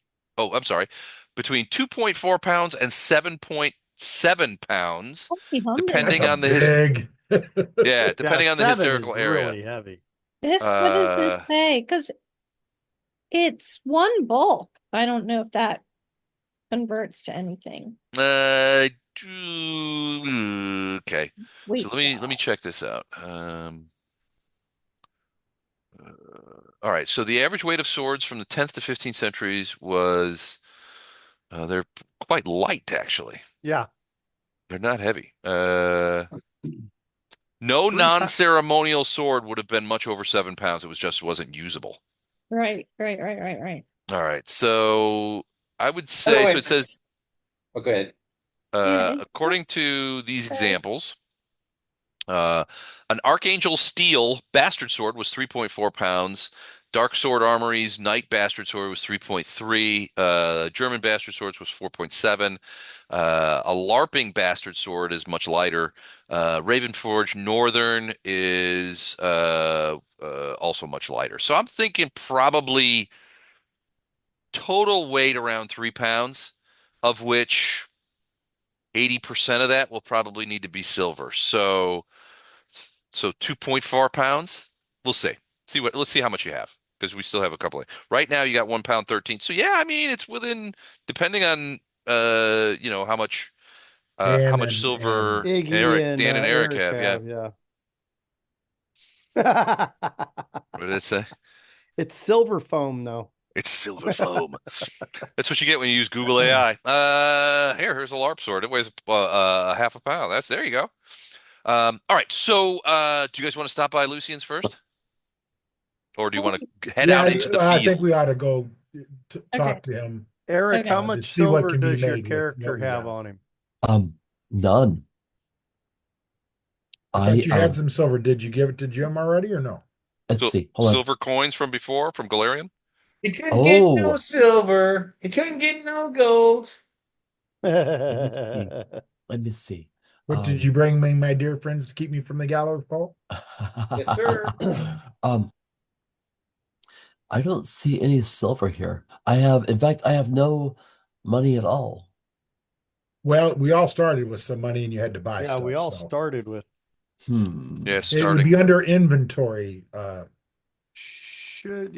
slot. Yes. Let's see. If you have anything written down, you may not have anything written down. I have thieves toolkit, climbing kit, a sling. Upper, Oh no, It's it has copper, silver, gold, and gold, Sort of at the just top. under the word inventory in blue. I see it, and all of those CP, SP, GP, PP are 0. Okay, you never Oh. put in that then. I'm sorry. What that's should I okay. have put Less in? than Roll a D8. Les, I was going to say in a note that I wrote previously, Mm-hmm. we had a total of 27 A 1, silver yes. possible to use. I Okay. have one silver piece. All right. So that's two. So that would be That's right. 2.7 pounds of silver. Wait, Wow. no, it wouldn't. 27 silver pieces would be at 27 ounces, 16 to an ounce. So yeah, it wouldn't quite be enough for a bastard sword. But it At wouldn't least, be pure, would it? A bastard? no, it would be alloyed, but I figured it would have to be at least to have the desired effect on undead and werewolves. It I'll would give 8 probably silver for that. have to be it would probably have to be 80. My thought is it'd have to be 80% silver and then alloyed with something else. Mm-hmm. Yeah, I'll give 8 silver toward that if that makes a difference. Well, 8 we're more? trying to. Oh yeah. Yeah, I got 8 silver. Right. So I'll donate my 8. I think combined That was included, yeah. 27. Oh. But I mean, I'm guessing Well, what's the math add up there? 7. No, we had, if Let's just wait till John level had 5 8, fireball ass. Gwen had 7, I had 6, and you had 7. That's more than 27 there. So 16, 22, yeah, 29. Eric's 1 and makes it 30, and then we don't even know what Dan has. So Yeah. Right. You could look real quick. Oh, Dan's Can got you pull up his 16. character? he does. No, I'm just joking. I can pull up his character. Hold on. Let's see if it's listed in his. Okay. Okay, so I don't know if it works. I'll post this link. I don't know if it works the Yeah. same for I'm Mr. silver. Plum. Gwen, your character's a war priest, right? What's that? Your character's a war priest with the bastard sword as favored weapon? No, my character is a barbarian, but Oh. I have a secondary class. I have the free archetype cleric, and I picked the Shellen is the deity I picked. She Oh. uses the glaive, or that's her favorite weapon. But I don't Who think, bastard sword for it? huh? Who are we buying this bastard for? Well, we're Bastard going to try sword. to get one made for her. Yeah, I like the bastard sword because you can use it one hand or two hand. The glaive is nice because you have reach, but you have to use two hands. So you So what can't. about Who's our other war priests? Or who's our war priest? That would be ZZ Top. Oh yeah. That would be you? Yes. Oh, okay. What's your favorite weapon? Mine is the Orc Neck Splitter. Mm, mhm. I So- see, said the blind man. According to Dan's character sheet, he does not have any silver pieces. He has 15 gold pieces. Okay. So Which the means he way didn't do the math. He's probably got at least 5 because so everybody starts with 15 gold. He probably never updated his character sheet on what he bought. He's got at least 5 to 8 gold. All right, if one of Yeah, you guys so- wants to roll for him a D8 for him for silver pieces, I'll take that. Gwen, go ahead and roll.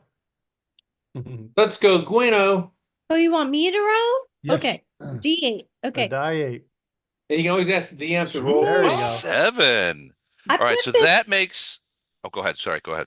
No, I put this link. This is for cold iron, but cold iron has like grades. So you can have like low grade, standard grade, or high grade.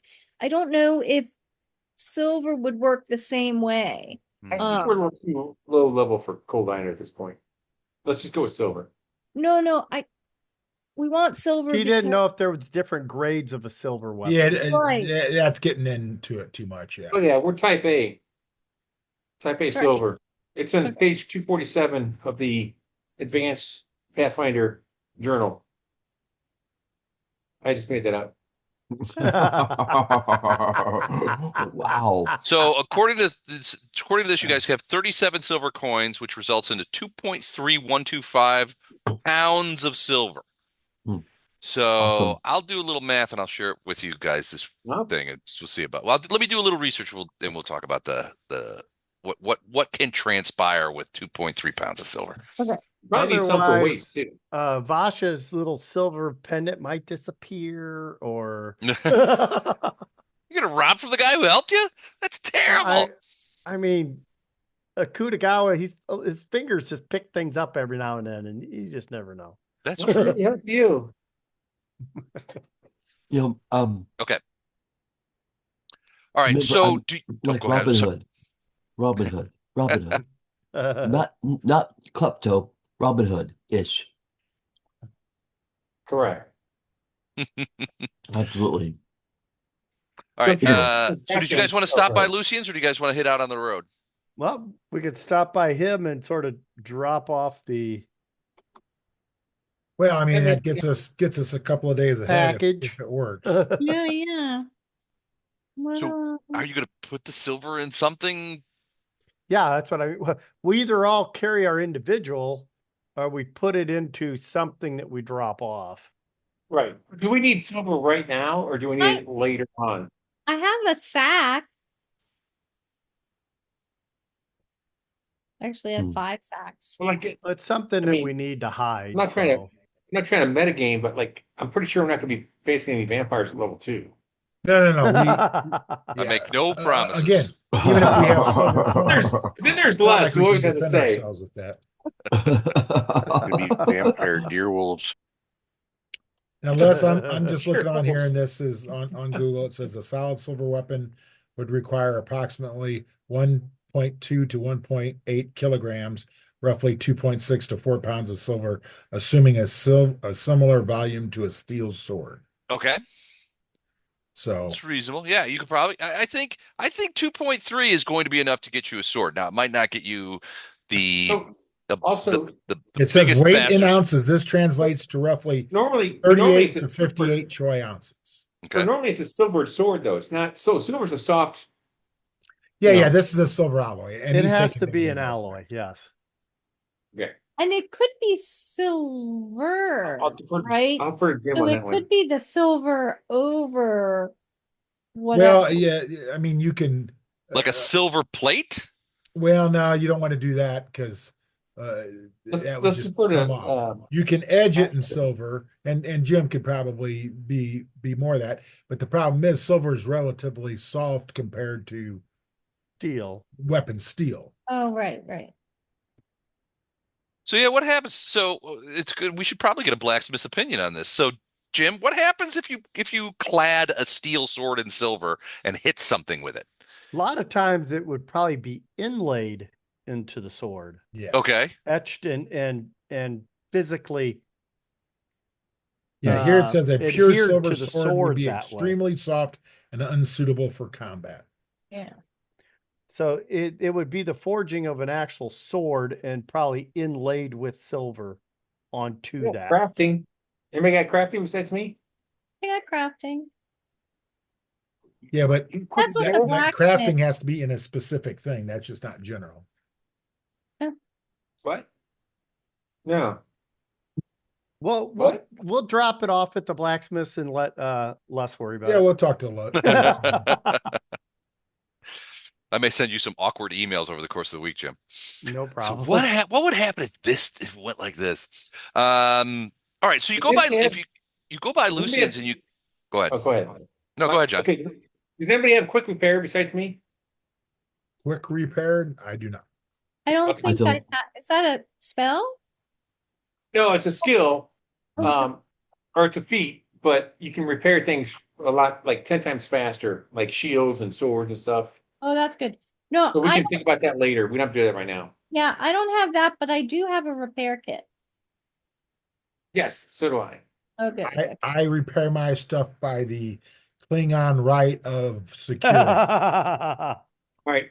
Look over your Mine last breaks, sword I'm right there. taking yours. Oh, right. All right, so you guys go by Lucian's, and as you sort of step in there, and this is a bigger blacksmith than Vladek's. You Well, of see course, they're human. They're gotta probably be bigger. 4 or 5 different workmen at 3 different forges, all sort of blacksmithing it up. If you kind of go in there and everybody kind of looks at you, and finally somebody comes walking over and says, "Hi, can I help you?" Yeah, we're looking for Lucian. Lucian. I think where's Lucian? And somebody yells out, "Oh, he's out back, looking after the coal thing. He'll be back in a minute." He says he's out back, dealing with our coal scuttle Well, thing. is it okay to go back there?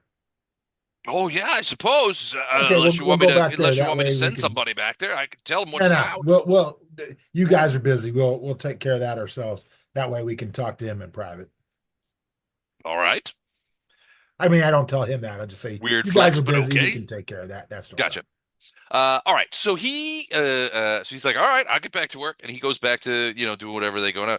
You kind of you walk around the thing to sort of the back, and the back is where they've got wood stacked. There's a big pile of coal, various kinds of supplies. There's a little pile of like ingots of some sort of like coppery looking metal that they've got sort of stacked on a little pallet out there.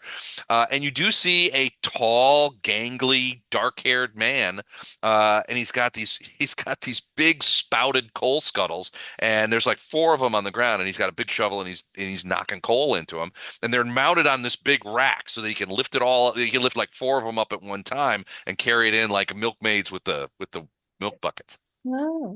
And he's just kind of shoveling things back there, and you kind of see him. He's not paying attention to you guys, so it doesn't say anything to you. Do What any time of is you an guys have NPC thing? diplomacy skill? And if so, how high?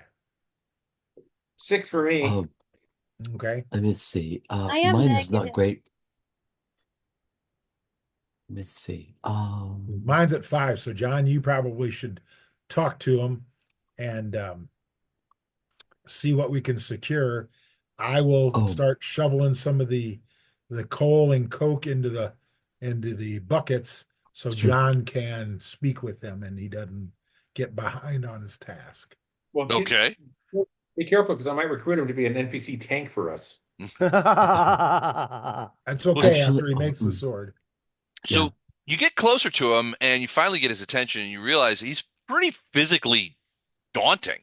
I mean, he's tall and thin, which is he's probably 6'4", 6'5", and he looks relatively thin, but it's that kind of thinness that is like that have muscles like wires, right? So if he'd be playing Is he wearing basketball with us, he'd only is he be a wearing- guard with me and Tim. Right, exactly.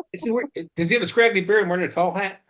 No, he's not. With a really high voice. I believe in freedom. No, he kind of like puts his shovel. He kind of like he rests his shovel down and is like, What can I do for you? Yeah. Unless I smile Well, at him and say, "Oh, the festival's coming.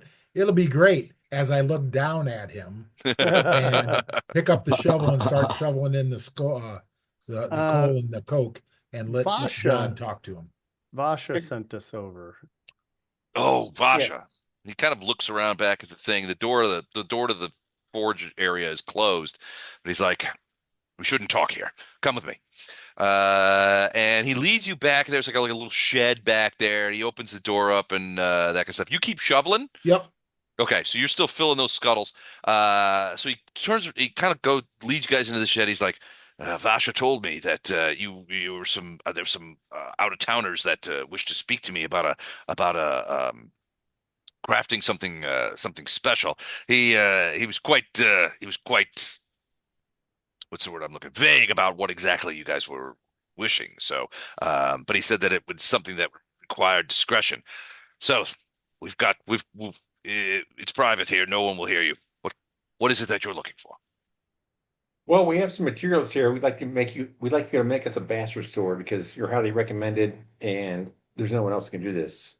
No, I can fashion you a sword of that size. And he looks down to Grugilda. He was like, "The sword would be for you, yes?" Yes. Indeed, I can fashion that. Um, And we'll set the but bag on you the can table and let him look into it. okay. He hears the clink of the coins when you set the bag on the table, and he gets a curious look on his face, and then reaches over and sort of pulls the cloth of the bag away. He's not going to like open the bag up. He just kind of pulls it away to sort of look inside, and you can see his eyes just go wide. At which point he then looks in there, fully looks into the bag. He's like, Where have you? Where did you come by this?" He's like, "Who are you? Where did you come by all this?" Nobody's better than you. We need your Uh, help. from another land. Leather land. It would almost have to be. I've never seen so much. I dare not say the word. I've never seen so much in one place. This is what you want your sword crafted of? Yeah. He looks incredulous. Yes. I Is have it a diplomacy of 7. So I'm also gonna have to speak up. Oh yeah, fire it up. I'll step aside. Well, hi, Mr. Blacksmith. Vast respect for your skill. We have The pretty lady likes pretty weapons. uh, my girlfriend. She asked me to make her a silver blade. And, Don't say that word. Don't say that I word. mean, When the word when silver comes out, he's like, "Oh, uh, Pete's sake, don't let's say it. just- let's If just the say count we're- hears of this, we'll all end up in the dungeons, Castle Ravenloft." Just say we're You trying fool. to level the playing field. we're trying to level the playing field. Indeed. At first he seems fearful. He's shocked. He's like, "I've never seen so much silver in one place." He doesn't say silver. He's like, "I've never seen so much of this in the same place." He goes, at first he's like, "Where did you get this?" And then he's like, "No, I don't want to know where you got it." Okay. He goes, Mr. Blacksmith, he seems incredulous. He's like, "You want me to make a sword out of this?" Mr. Blacksmith, Yes. be bold, and mighty forces will come to your aid. Speaking of which, So- I'm using 8 on him. He kind of like he looks thoughtful. Yeah, that's a good idea, John. And you can see he's kind of like Yeah. the look on his face is like he's balancing the fearfulness of being caught with so much silver with the opportunity to do something as a blacksmith extraordinary. Something that's not that he knows would ever have done. Go ahead. My girlfriend would really like I'm this. going to reach into a bag Okay. and pull out a stack of 10 gold coins and set them next to the other bag to try to tip To the entice scale him? in our favor. Oh man. All right. Roll a I'll let roll a Eric diplomacy check. Hang on a second. for Eric. Yes, sir. Jim's aiding Eric on this one. Sweet. Yeah, actually I'll use my Heroes Hero point. Me too. point. Thank you. All right. Am Well, you I can only guidance? yeah, you could do guidance. I have the guidance. Okay. If that doesn't work, I'll go and bite his leg off.